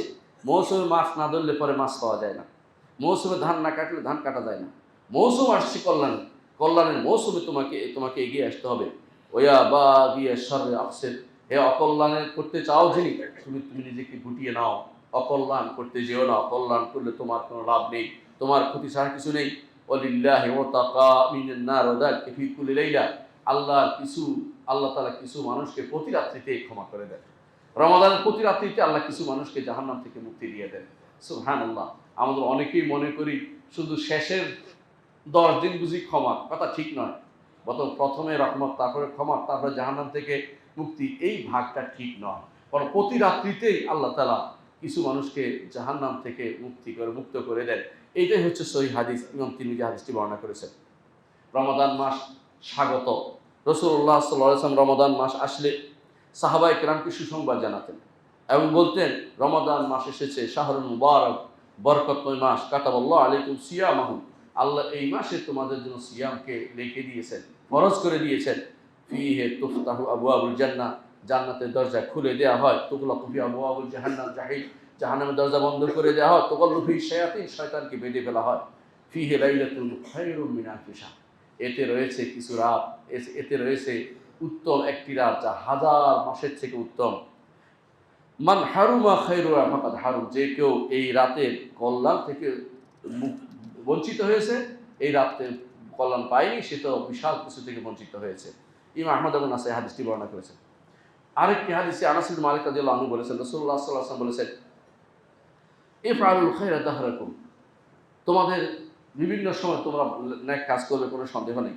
তবে ওয়া তাআরাদু লিনাফহাত রাহমাতিল্লাহ, আল্লাহর রহমত যখন আসে সেই রহমতের সময়টা তোমরা নিজেদেরকে এই দোয়ার মধ্যে, কল্যাণের মধ্যে কল্যাণ কামের মধ্যে লেগে থাকো। ফাইন্না লিল্লাহি নাফহাতুম মির রাহমাতি, কারণ আল্লাহর কিছু রহমতের সময় আছে, কিছুই বেমাইয়াশা, সেগুলো সেই সময় যারা রহমতের জায়গা থাকে তারা পায়। রহমতের জায়গা হচ্ছে মসজিদের জায়গা, রহমতের জায়গা হচ্ছে সালাতের মধ্যে, রহমতের সওমের মধ্যে, তাকওয়ার মধ্যে। রহমতের জায়গা থাকলে রহমত পাওয়া যাবে। আর রহমতের জায়গা যদি না থাকে, এই সময় পালিয়ে গেলে আপনি সেই রহমত আর পাবেন না। রাসূলুল্লাহ সাল্লাল্লাহু আলাইহি ওয়াসাল্লাম বলেছেন, ওয়াসাল্লাল্লাহু আন ইয়াসতুরা আওরাতিকুম, আল্লাহর কাছে চাও তিনি যেন তোমাদের আওরাত, যে সমস্ত খারাপ দিকগুলো আছে এগুলো ঢেকে রাখেন।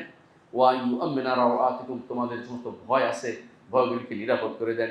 ইমাম তাবারানী হাদিসটি বর্ণনা করেছেন, শেখুল আলবানী হাদিসটিকে হাসান বলেছেন।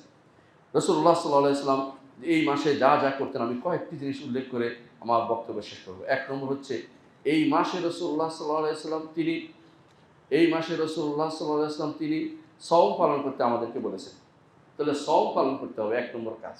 নিঃসন্দেহে সওমের ঘরে কোনো ছাড় দিবেন না, কারণ এই সওম হচ্ছে লা ইলাহা ইল্লাল্লাহ, এর মতো কোনো কিছু নেই। এবং সওমের মাধ্যমে আল্লাহর সন্তুষ্টি লাভ করা যায়। এবং 1 থেকে 700 গুণ, 700 গুণ থেকে এর চেয়ে বেশি হচ্ছে কি, আল্লাহ তাআলা নিজে দিবেন, নির্ধারণ করে দেন নাই। সওমের কোনো পুরস্কার নির্ধারিত না, অনির্ধারিত। আল্লাহ তাআলা কোরআন হাদিসে কুদসিতে বলেছেন, আস-সাওমু লি ওয়া আনা আজজি বিহি। সওম আমার জন্য রাখা, আমি সেটার প্রতিদান দেব। কারণ সে আমার জন্য তার খাবার এবং পানীয় পরিত্যাগ করে, আল্লাহকে খুশি করার জন্য রাখে। কারণ সওম দেখাইতে পারে না, না দেখানো জিনিস, কাউকে দেখাইতে পারে না। আমি যে খাই নাই, পান করি নাই, কিভাবে দেখাবেন? ইমাম ইবনে কাইয়িম রাহমাতুল্লাহ আলাইহি তার এক গ্রন্থে বলেছেন যে সওমের সওমের সব এত বেশি কেন, আল্লাহ কেন লিখবেন? বলছে এই কারণে, ফেরেশতারা বলে আল্লাহ কি লিখবো, ও তো কিছু করে না। কারণ না খাওয়া তো হচ্ছে না করা, পান করে না, কি লিখবো? বলছে তোমার লেখার দরকার নাই, আস-সাওমু লি ওয়া আনা আজজি বিহি। সওম আমার জন্য রাখা হয়, আমি সেটা প্রতিদান দেবো। আর যা দাতা অনুসারে যা দাম হয়ে থাকে, সুতরাং সওমের ব্যাপারে কোনো ছাড় দিবেন না, বেশি বেশি করে সওমের ব্যাপারে গুরুত্ব দিবেন। যে কোনো সওম, আর রমাদানের সওম তো আরো বেশি গুরুত্বপূর্ণ, যেটা ফরজ সওম। আল্লাহর কাছে ফরজের চেয়ে কোনো বড় কিছু নাই যে আল্লাহর নৈকট্য অর্জন, মনে রাখবেন। ফরজ পালন করলে আপনি জান্নাতে যেতে পারবেন, নফল দিয়ে আপনি উচ্চ মর্যাদায় উন্নীত হবেন।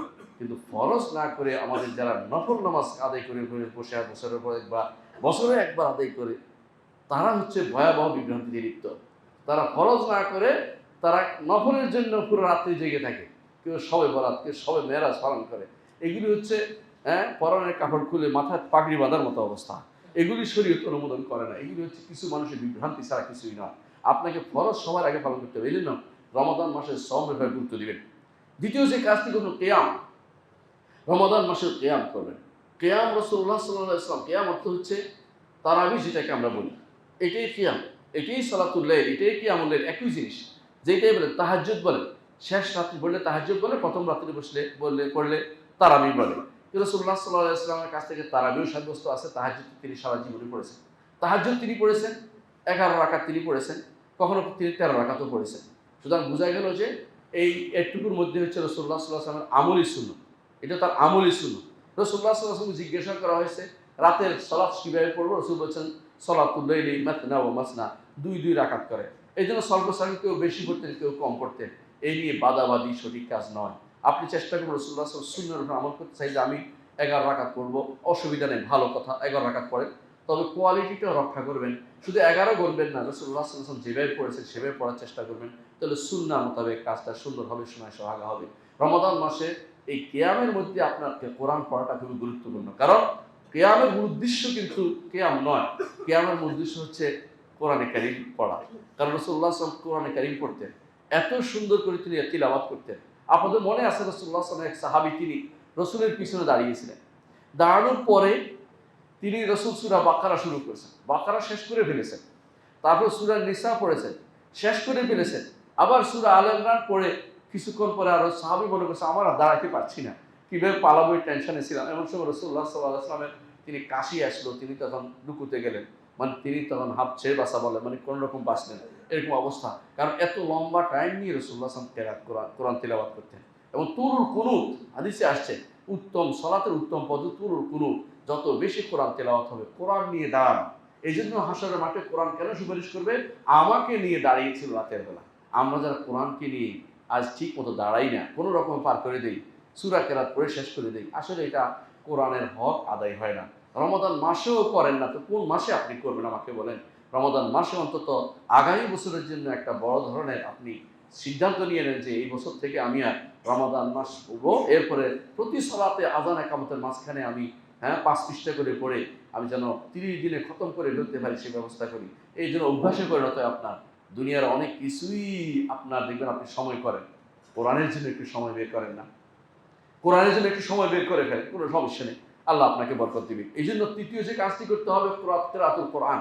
সালাতের মধ্যে নয়, শুধু বাইরেও কোরআন তেলাওয়াত করতে হবে। আর কোরআন তেলাওয়াত মানেই হচ্ছে আল্লাহর সিফাতের সাথে আপনার চলাফেরা। কারণ আল্লাহর কোনো সিফাত আমাদের কাছে নেই, একমাত্র আল্লাহর বাণীটা আছে। আল্লাহর বাণী যত বেশি পড়বেন, আল্লাহর নৈকট্য তত বেশি লাভ করতে পারবেন। আল্লাহর নৈকট্য লাভ করার জন্য আল্লাহর বাণীর চেয়ে উত্তম কোনো বাণী হতে পারে না। আমরা প্রথমে এই জন্য বলে দিয়েছি যে আসদাকুল হাদিসে কিতাবুল্লাহ, উত্তম কথা হচ্ছে আল্লাহর বাণী। খায়রুল হাদিসে খায়রুল হাদি মুহাম্মদ, এবং উত্তম আদর্শ হচ্ছে মুহাম্মদুর রাসূলুল্লাহ সাল্লাল্লাহু আলাইহি ওয়াসাল্লাম। দুনিয়াতে শ্রেষ্ঠ বাণী যদি আল্লাহর বাণী হয়, ওই বাণী কেন পড়বো না? অনেকে আছে পড়ার জন্য, ডিগ্রি পাওয়ার জন্য, অনেক বই পড়ে, চাকরি পাওয়ার জন্য হেন কোনো বই নেই সেটা পড়ে না, এমনকি কোনো মানুষ ফিলার গোনা পর্যন্ত শেষ করে। তো এইগুলি কেন করে তারা? কারণ চাকরি পাওয়ার জন্য। জান্নাত পাওয়ার জন্য আপনাকে কোরআনে কারীম পড়েন। জান্নাত পাওয়ার পর আপনি যদি কোরআনে কারীম পড়তে পারেন, আল্লাহর বাণীর সাথে থাকতে পারবেন। আল্লাহ তাআলা আপনার এই কোরআন তিলাওয়াতের মাধ্যমে আল্লাহর ভালোবাসা আপনি পাবেন। ৪ নম্বর যে কাজটি করবেন সেটা হচ্ছে খাওয়াবেন। খাওয়ানোর মাসালার দুইভাবে হইতে পারে। ১ নম্বর হচ্ছে সাহারি খাওয়াটা আল্লাহর কাছে বেশি প্রিয়। নিজেও খাবেন, কাউকেও খাওয়াবেন, কোনো সমস্যা নেই। অনেক অভাবী আছে, তাদেরকে দিতে পারেন। রাসূলুল্লাহ সাল্লাল্লাহু আলাইহি ওয়াসাল্লাম হাদিসে তিনি বলেছেন, আল্লাহ এবং তার ফেরেশতারা যারা সাহারি খায় তাদের জন্য সালাত পড়েন। এই সালাতের অর্থ কি? তাদের কথা আলোচনা করেন। রাতের বেলা উঠে এই মানুষগুলো আমাকে ভালোবেসে তারা সওমের জন্য সাহারি খাচ্ছে, আল্লাহ তাআলা সেটাতে অনেক খুশি হন। ফেরেশতাদের কাছে আপনার কথা আলোচনা করেন। এটা অত্যন্ত সৌভাগ্যের বিষয়। আল্লাহর পক্ষ থেকে যে কোনো সালাত হচ্ছে আপনার কথা আলোচনা হওয়া। আল্লাহর পক্ষ থেকে যে কোনো সালাত হচ্ছে আপনার কথা আলোচনা হওয়া। কারণ আল্লাহর পক্ষ থেকে সালাত দোয়া নয়, যেটা আমরা অনেকে মনে করে থাকি। এবং নবীর উপর আমরা যখন বলি আল্লাহুম্মা সাল্লি আলা মুহাম্মদ, এর অর্থ হচ্ছে আল্লাহ নবীর কথা আপনি আপনার ফেরেশতাদের কাছে আলোচনা করেন। এটার অর্থ। এর অর্থ এই নয় যে নবীর উপর রহমত দিন, এটা নয়। কারণ অনেকেই ভুল অর্থটা করে থাকেন। এইটা করবো না। ইমাম বুখারী রাহমাতুল্লাহ আলাইহি আবুল আলিয়া রুফাই ইবনে মেহরান রিয়াহি থেকে এই বক্তব্য বর্ণনা করেছেন। সহিহ বুখারী আপনারা দেখে নিতে পারেন। এর অর্থ হচ্ছে রাতের বেলা সালাত আপনি সাহরি খাবেন। সাহরি খাওয়া সুন্নাত। রাসূলুল্লাহ সাল্লাল্লাহু আলাইহি ওয়াসাল্লাম বলেছেন, তো যত দেরিতে সাহরি খাবে তত বেশি উত্তম। যত দেরিতে সাহরি খাবে তত বেশি উত্তম। দেরি মানে কি? সময় শেষ করে না, একদম সময় শেষ মুহূর্ত পর্যন্ত খেতে পারবেন। শেষ মুহূর্ত পর্যন্ত খেতে পারবেন। এর জন্য আপনাকে ৩ মিনিট 10 মিনিটের পার্থক্য করার কোনো দরকার নাই। কারণ এটা হচ্ছে আপনি যখন জানবেন না তখন জেনে নিয়েছেন যে এতটা বাদে শেষ হবে, এতটা পর্যন্ত আপনি খেতে পারবেন। শরীয়ত আপনাকে এটা ছাড় দিয়েছে, কারণ এটা উত্তম। আর ইফতারি, দ্বিতীয় যে খাবার খাওয়ানো ইফতারির ফায়দা আপনি জানেনই। ইফতারির সময় দোয়া কবুল হয়। ফিতরিহি হাদিসে আছে, এটা দুটো অর্থ। নিজে দোয়া করবেন, একটা যে আল্লাহর কাছে আপনি তখন চাইলে আল্লাহ দিবে, মনে যেটাই চাইবেন, অন্তর চাইবেন অথবা আল্লাহর কাছে চাইবেন, সবই দিবে আল্লাহ তাআলা। আরেকটা অর্থ হচ্ছে ফিতরি, অর্থ হচ্ছে যখন ঈদুল ফিতর হবে তখন আপনার দোয়া কবুল হবে, আল্লাহর সাথে সাক্ষাৎ হবে, সেটা আল্লাহ তাআলা সে খুশি হবে। দুইটা হাদিসে রাসূলুল্লাহ সাল্লাল্লাহু আলাইহি ওয়াসাল্লাম উল্লেখ করেছেন যে সায়মের জন্য দুটি উপকারিতা রয়েছে। তার মধ্যে দুটি শব্দ আছে, ফিতরিহি ওয়া ইনদা লিকাই রাব্বিহি, তার ফিতরের সময়, ইফতারির সময়, অথবা তার ঈদুল ফিতরের সময়, অথবা তার রবের সাথে সাক্ষাতের সময় তার দোয়া আল্লাহর দরবারে কবুল হয়ে যায়। ৪ নম্বর যেটা করবেন সেটা হচ্ছে, ৫ নম্বর যেটা করবেন, বেশি বেশি করে আল্লাহর রাস্তায় দান করবেন। আল্লাহর দান, রাসূলুল্লাহ সাল্লাল্লাহু আলাইহি ওয়াসাল্লাম বেশি বেশি দান করতেন। এই মাসে রাসূলুল্লাহ সাল্লাল্লাহু আলাইহি ওয়াসাল্লাম এত বেশি দান করতেন যে সাহাবী বলতেছেন যে আজওয়াদুন মিনার রিহিল মুরসালা, প্রবাহিত বাতাসের চেয়েও বেশি মুহাম্মদ রাসূলুল্লাহ সাল্লাল্লাহু আলাইহি ওয়াসাল্লাম দান করতেন যখন জিবরিল আলাইহিস সালাতু ওয়াস সালাম তার সাথে সাক্ষাৎ করতেন। কারণ দেখেন, উপর থেকে একজন সম্মানিত মেহমান এসেছে, যেই মেহমান সৃষ্টির সেরা, মানুষদের মধ্যে হচ্ছে মুহাম্মদ রাসূলুল্লাহ সাল্লাল্লাহু আলাইহি ওয়াসাল্লাম সেরা, আর ফেরেশতাদের মধ্যে সেরা হচ্ছে জিবরিল আলাইহিস সালাতু ওয়াস সালাম। দুই সেরা যখন একত্রিত হয়, আকাশের সেরা, জমিনের সেরা, এই জন্য মুহাম্মদ রাসূলুল্লাহ তাকে কোরআন শোনাতেন, আর জিবরিল তাকে কোরআন শোনাতেন, একে অপরকে কোরআন শোনাতেন। সেরা মুহূর্তটা আপনি একটু খেয়াল করেন, কেমন লাগছে আপনার কাছে? এই সেরা মুহূর্তে রাসূলুল্লাহ সাল্লাল্লাহু আলাইহি ওয়াসাল্লাম বেশি বেশি দান করতেন, বেশি বেশি দান করতেন, যাকে পাইতে তাকে দান করতেন। আপনি এই কোরআন নিয়ে যখন থাকবেন, আপনার মনের ভিতরে উদাত্ত আহ্বান আসবে, মনে আসবে দেউলিয়াপনা আসবে যে আমি আল্লাহর জন্য দিব, আমি যা দিব আল্লাহর হাতে দিয়ে দিব। রাসূলুল্লাহ সাল্লাল্লাহু আলাইহি ওয়াসাল্লাম বলেছেন, কেউ যখন কোনো কিছু দান করে, আল্লাহ সেটা নিজ হাতে, ডান হাতে গ্রহণ করে এবং সেটাকে এমনভাবে বাড়িয়ে তোলেন যেমন তোমাদের কেউ কোনো একটা উটের বাচ্চাকে বড় করে, এমনকি সেটা বাড়তে বাড়তে ১০০ উপত্যকা পূর্ণ হয়ে যায়। আল্লাহর কাছে রেখে দিলে সেটা বাড়বে, কোনো সন্দেহ নেই। রমাদান মাসে আপনি দেউলিয়াপনায় চলে আসুন, বেশি বেশি দান করুন, বেশি বেশি নবীর তরিকা মতো চলার তৌফিক দান করুন আপনাকে, বেশি বেশি দান করুন। কাকে দিবেন? সবার আগে পিতামাতা, আত্মীয় স্বজন, এদেরকে সবার আগে, তারপরে পরিবারের উপরে খরচ করুন। হ্যাঁ, হিসাব হবে না তা কথা না, হিসাব হবে। বেহুদা খরচ করলে তো আপনার খরচের দায় দায়িত্ব আপনাকে বহন করতে হবে, কিন্তু ন্যাক কাজে যত দিবেন, এটা হচ্ছে হিসাবের কি, এটা তো আখিরাতের হিসাবে যোগ হয়ে যাবে। এটার জন্য আপনাকে আর কোনো এই হিসাব দিয়েই করতে হবে না, কারণ তো আপনি যোগ করে দিয়েছেন আখিরাতে। রাসূলুল্লাহ সাল্লাল্লাহু আলাইহি ওয়াসাল্লাম বলেছেন, ইয়াকুলু ইবনে আদম মালি মালি, বনি আদম বলে আমার সম্পদ আমার সম্পদ। তার সম্পদ তো শুধু ৩টা, একটা সে খেয়ে হজম করে ফেলেছে, আরেকটা সে পরিধান করে পুরাণ করে ফেলেছে, আরেকটা হচ্ছে আল্লাহর রাস্তায় দান করে বাকি রেখে দিয়েছে, এইটা আর কোনোদিন নষ্ট হবে না। আল্লাহর কাছে কোনো কিছু রাখলে কোনোদিন নষ্ট হবে না। আল্লাহর প্রতি ঈমান আপনার থাকে, আখিরাতের প্রতি ঈমান আপনার থাকে, তাহলে এটা আপনি সবার আগে করবেন। আমাদের সমস্যা হচ্ছে বাল তুসিরুনাল হায়াতুদ দুনিয়া, দুনিয়ার জীবন নগদ চাই, বাকি মনে করি আমরা। না, ওইটা বাকি নয়, ওইটাই আসল, ওইটাই আসল। মুহাম্মদুর রাসূলুল্লাহ সাল্লাল্লাহু আলাইহি ওয়াসাল্লাম তিনি একদিন একটা ছাগল তিনি কেটে দান করলেন। তখন আয়েশা রাদিয়াল্লাহু আনহাকে জিজ্ঞাসা করলেন, কি বাকি, কি আছে? বলি, ইয়া রাসূলুল্লাহ, শুধু মাথাটা বাকি আছে। রাসূলুল্লাহ সাল্লাল্লাহু আলাইহি ওয়াসাল্লাম, সবটাই বাকি আছে, মাথাটাই কোনো কাজে লাগে নাই, মাথাটা এখনো কাউকে দেওয়া হয় না। সেই জন্য সুতরাং আপনি এইভাবে চিন্তা করবেন যে আমি যা দিচ্ছি আল্লাহর কাছে পাবো, কাউকে দেখানোর জন্য নয়, শোনানোর জন্য নয়। এমন হতে পারে যে আমার এই দিনের আজকের দানটাই আমার কাজ হয়েছে, এটার কারণে আমি আখিরাতে আল্লাহ খুশি হয়ে পার করে দিয়েছেন। সেই জন্য রাতের বেলা দিবেন, কেউ দেখতেও পারবে না, বুঝতেও পারবে না, সেটা করার চেষ্টা করবেন। আল্লাহ আমাদের বুঝার তৌফিক দান করুন। পঞ্চম যে কাজটি করবেন, ষষ্ঠ যে কাজটি করবেন, তা হচ্ছে লাইলাতুল কদর খুঁজবেন। লাইলাতুল কদর খুঁজবেন কেন? লাইলাতুল কদর যদি এবার আপনার যদি বঞ্চিত হয়ে যায়, আপনি সব হারিয়ে ফেললেন। লাইলাতুল কদর কিভাবে খুঁজবেন? শেষ দশকে মুহাম্মদুর রাসূলুল্লাহ সাল্লাল্লাহু আলাইহি ওয়াসাল্লাম লাইলাতুল কদর খুঁজেছেন। প্রথম দশকে পান নাই, দ্বিতীয় দশকে পান নাই, তৃতীয় দশকে বলছেন আছেই, অবশ্যই আছে। তাকে জানানো হয়েছিল, তিনি বের হয়ে আসছেন জানিয়ে দিবেন। এমন সময় দুইজন মানুষের ঝগড়া বন্ধ করতে গিয়ে তিনি ভুলে গেলেন। এর মধ্যে একমত রয়েছে যাতে আমরা ইবাদত বেশি করে করতে পারি, দশকের ভিতরে এক দশক ইবাদত করতে পারি। যে এক দশক ইবাদত করবে অবশ্যই লাইলাতুল কদর পাবে, পুরো দশক জোড়ে।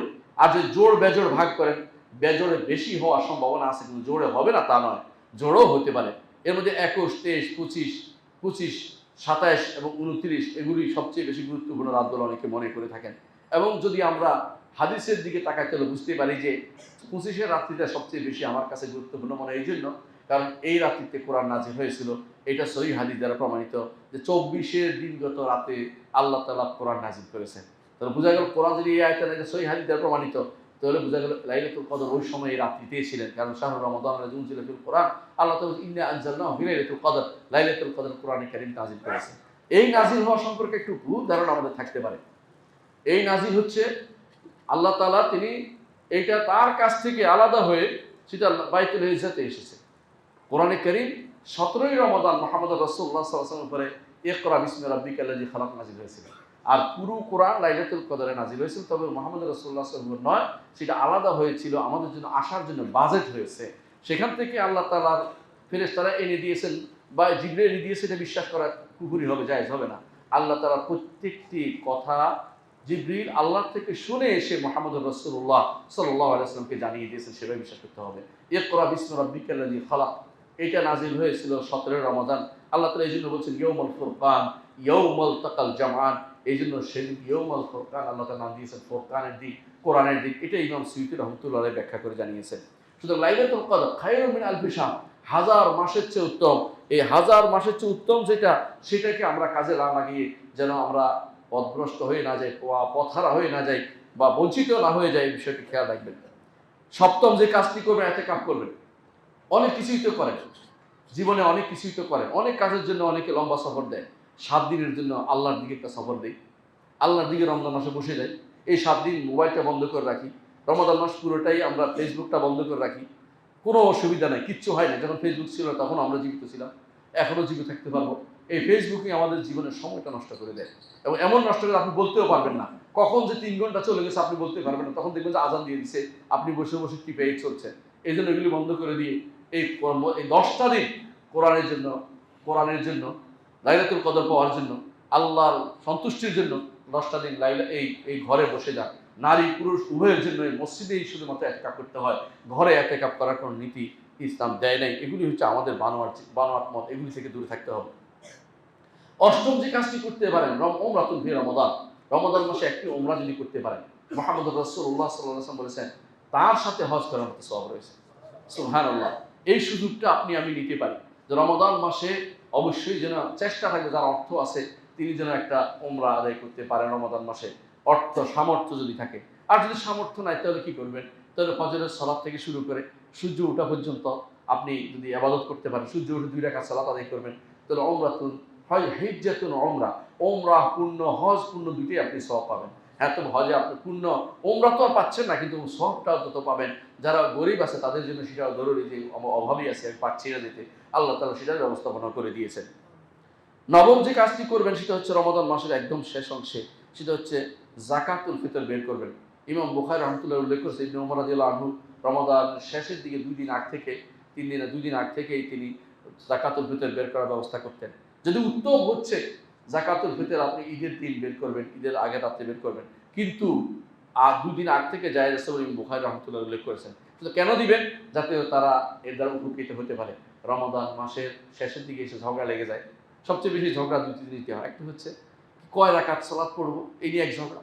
এই ঝগড়াটা না করে কত সুন্দর করে সালাতটা পড়বেন সেটা চিন্তা করুন। কত সুন্দর করে পড়তে পারেন।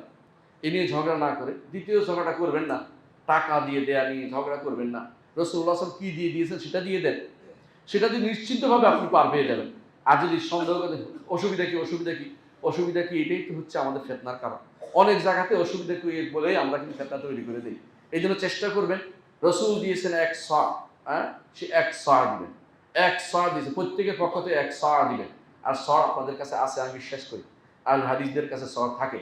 তাহলে আমার থেকে মুদ দিবেন, 4 মুদে এক সা হয়। এই মুদ দিয়ে আপনি যাকাতুল ফিতর দিবেন।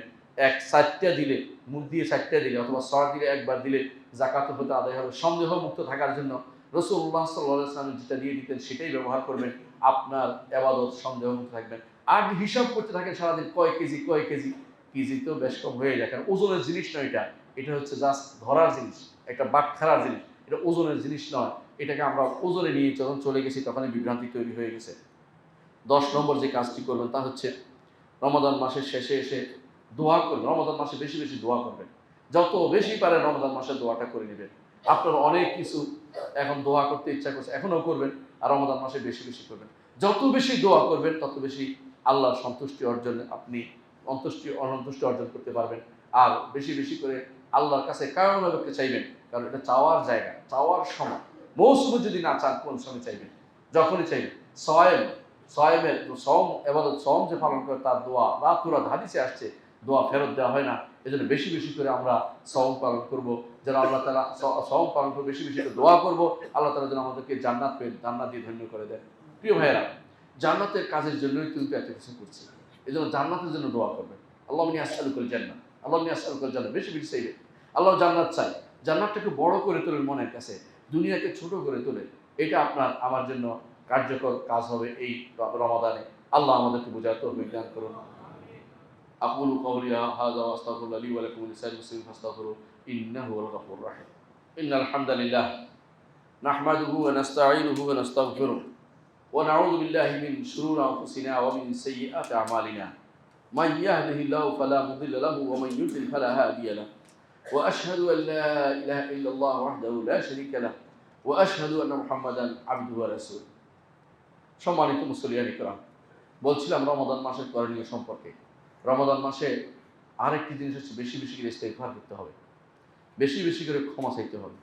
যত বেশি ক্ষমা চাইবেন তত বেশি আল্লাহর কাছে আপনার মর্যাদা বেশি উন্নীত হবে। আপনার মনে করেন না যে আপনি কোনো গুনাহগার নয়। যে ব্যক্তি মনে করে সে গুনাহগার নয়, সে তো অহংকার। কারণ রাসূল বলেছেন কুল্লু বনি আদম খাত্তা, প্রতিটি বনি আদমে গুনাহকারী। ও খায়রুল খাত্তাইন আত-তাওয়াবুন, উত্তম গুনাহকারী হচ্ছে যে ব্যক্তি তওবা বেশি করে। তো তওবা বেশি করবেন, কারণ আমি সবাই গুনাহগার। এবং আমাদের গুনাহ যে ব্যক্তি দেখে না সে ব্যক্তি আসলেই বিভ্রান্ত। আমাদের প্রতি পদে গুনাহ হয়, প্রতি সময়ে গুনাহ হয়, চিন্তা চেতনায় গুনাহ হয়। আল্লাহর শুকরিয়া আদায় করতে পারছি না, এটাও তো একটা বড় গুনাহ। এটাও চিন্তা করা দরকার যে আল্লাহ আমাকে কত নেয়ামত দিয়েছে। ওয়াইন তাউদ্দু নি'মাতাল্লাহি লা তুহসুহা। আল্লাহর নেয়ামত যদি গণতে শুরু করেন কোনোদিন গুণে শেষ করতে পারবেন না। মুহাম্মদুর রাসূলুল্লাহ সাল্লাল্লাহু আলাইহি ওয়াসাল্লাম, যার কোনো গুনাহ ছিল না, তারপরেও তিনি একই বৈঠকে ৭০ বার বেশি ইস্তেগফার করতেন। একই বৈঠকে দিনের মধ্যে তিনি ১০০ বার বেশি আল্লাহর কাছে ক্ষমা চাইতেন। নির্দেশও দিয়েছেন ক্ষমা চাইতে। ক্ষমা চাইলেই আল্লাহর কাছে আমাদের মর্যাদা উন্নীত হবে। সুতরাং আল্লাহর কাছে রমাদান মাসে শুধু ক্ষমা চাইবেন। এবং শেষ মুহূর্তে কি করবেন? তখন আপনি কি পাবেন? লাইলাতুল কদর পাবেন। রাসূলুল্লাহ সাল্লাল্লাহু আলাইহি ওয়াসাল্লামের স্ত্রী আয়েশা রাদিয়াল্লাহু আনহা যেটা বলেছেন, তাকে যেটা রাসূল বলেছেন এটা কি বলতে, আল্লাহুম্মা ইন্নাকা আফুউন তুহিব্বুল আফওয়া ফা'ফু আন্না। আল্লাহ আপনি ক্ষমাশীল, ক্ষমা করতে ভালোবাসেন, আমাদের থেকে ক্ষমা করে দেন আমাদেরকে। এই দোয়া করেন। নিজের জন্য ক্ষমা চান, পরিবারের জন্য ক্ষমা চান, প্রতিটি ইমানদার মুসলিম নর-নারীর প্রতি ক্ষমা চান। আপনি বলতে আল্লাহুম্মা ফিল মুমিনিন ওয়াল মুমিনাত ওয়াল মুসলিমিন ওয়াল মুসলিমাত আল আহইয়া মিনহুম ওয়াল আমওয়াত। এই হাদিসের যত মানুষ, এই হাদিসের অর্থ হচ্ছে এটা, যত মানুষ আছে ঈমানদার না সবার মতো সওয়াব আপনি পাবেন। সুবহানাল্লাহ। যে একটা ছোট্ট দোয়া, অন্যের জন্য দোয়া করলে ফেরেশতা বলতে থাকে আপনারও তেমনি হোক, ক্ষমা চাইলে তেমনি হোক, পিতামাতার জন্য ক্ষমা চান। হাদিসে আছে রাসূলুল্লাহ সাল্লাল্লাহু আলাইহি ওয়াসাল্লাম বলেছেন যে কিয়ামতের দিন কোনো কোনো ব্যক্তি তার আমলনামা বিশাল বিশাল কিছু দেখতে পাবো, যেগুলো তো আমি করি নাই, এগুলি কোত্থেকে আসলো? বলা হবে মিন ইস্তিগফার ওয়ালাদিকা লাক, আপনার সন্তান আপনার জন্য ক্ষমা চেয়েছে, সেটা আপনার এখানে যোগ হয়ে গেছে। পিতা মাতার জন্য বেশি বেশি করে ক্ষমা চান, এটা আপনারও লাভ হবে, তারও লাভ হবে। বড় কিছু দিতে চাইলে পিতা মাতাকে বেশি বেশি তার জন্য ক্ষমা চান, যে আল্লাহ আমার বাবাকে ক্ষমা করে দেন। এই জন্য রাসূলুল্লাহ সাল্লাল্লাহু আলাইহি ওয়াসাল্লাম দোয়ার মধ্যে শিখিয়ে দিয়েছেন আমরা বলতে, আল্লাহুম্মা গফির লাহু ওয়ারহামহু ওয়াআফি, এভাবে ইস্তিগফার ওয়াফু আনহু, ওয়াফু আনহু এর তুলে মুছে ফেলিয়ে দিন, তার গুনার দুষ্টি রাখেন না, সব শেষ করে দিন। এর অর্থ হচ্ছে দোয়া ইস্তিগফার মধ্যে আমাদের জন্য রমাদানটা কাটে আল্লাহর কাছে। এভাবে আমরা রমাদানটা কাটানোর চেষ্টা করব। আলা ওয়া সাল্লু আলা সাইয়্যিদিল বাশারিয়া মুহাম্মাদ ইবনে আব্দুল্লাহ কামা আমারাল্লাহু আযজা ওয়া জাল্লা ফি কিতাবিহি ওয়া যান্না বিমালাইকাতিল মুসাব্বিহাতিল কুদসি ওয়া সাল্লাতা বিকুম আইয়ুহাল মুমিনুন ফাকালা তাআলা মুখবিরা ওয়া আমিরা ইন্নাল্লাহা ওয়া মালাইকাতাহু ইউসাল্লুনা আলান নবী ইয়া আইয়ুহাল্লাযীনা আমানু সাল্লু আলাইহি ওয়া সাল্লিমু তাসলিমা ওয়া ক্বালা an-nabiyyu সাল্লাল্লাহু আলাইহি ওয়াসাল্লাম মান সাল্লা আলাইহি মারাতান সাল্লাল্লাহু আলাইহি বিআশার اللهم صل على محمد وعلى ال محمد كما صليت على ابراهيم وعلى ال ابراهيم انك حميد مجيد اللهم بارك على محمد وعلى ال محمد كما باركت على ابراهيم وعلى ال ابراهيم انك حميد مجيد اللهم ارض عن الخلفاء الراشدين ابي بكر وعمر وعثمان وعلي وعن سائر الصحابه والتابعين رضوان الله عليهم اجمعين اللهم اغفر لنا ولاخواننا الذين سبقونا بالايمان ولا تجعل في قلوبنا غلا للذين امنوا ربنا انك رؤوف رحيم اللهم اغفر لنا اجمعين আল্লাহ আমাদের সবাইকে আপনি ক্ষমা করে দিন, আল্লাহ আমাদেরকে আপনি ক্ষমা করে দিন, আল্লাহ আমাদেরকে রমাদান পাওয়ার তৌফিক দান করুন, আল্লাহ রমাদান থেকে উপকৃত হওয়ার তৌফিক দান করুন, আল্লাহ আমাদের সর্বোচ্চ সমস্ত নেয়ামত আমাদের আপনি দিন, আল্লাহ আমাদেরকে রমাদানের ক্ষমা আমাদের নসিব করুন, আল্লাহ রমাদানের যে কোনো যত ভালো কাজ করার তৌফিক আমাদেরকে দিন, আল্লাহ এই রমাদান যেন আমাদের কাছে আমাদের জীবনের শ্রেষ্ঠ রমাদানের তৌফিক আমাদের দিন, আল্লাহ আমাদের সন্তানদেরকে দিনের উপর রাখুন, আমাদের স্ত্রীদেরকে দিনের উপর রাখুন, আল্লাহ আমাদের স্বামীদের দিনের উপর রাখুন, আল্লাহ আমাদের সন্তান পিতা মাতাকে দিনের উপর রাখুন, আল্লাহ আমাদেরকে দিনের উপর মৃত্যু দিন, আল্লাহ আমাদের মধ্যে অসুস্থ দান করুন, যারা বিপদ কাছে বিপদ থেকে উদ্ধার করে দিন, আল্লাহ আমাদের মধ্যে পরস্পরের মধ্যে সম্প্রীতি দিন, একে অপরকে ভালোবাসার তৌফিক দিন, আল্লাহ আমাদের পরস্পর একে অপর সম্প্রীতি দান করুন। আল্লাহুম্মা ইগফির ওয়ারহাম আনতা খায়রুর রাহিমিন। ইবাদাল্লাহ রাহিমাকুমুল্লাহ। إن الله يأمر بالعدل والإحسان وإيتاء ذي القربى وينهى عن الفحشاء والمنكر والبغي يعظكم لعلكم تذكرون ولذكر الله أكبر والله يعلم ما تصنعون.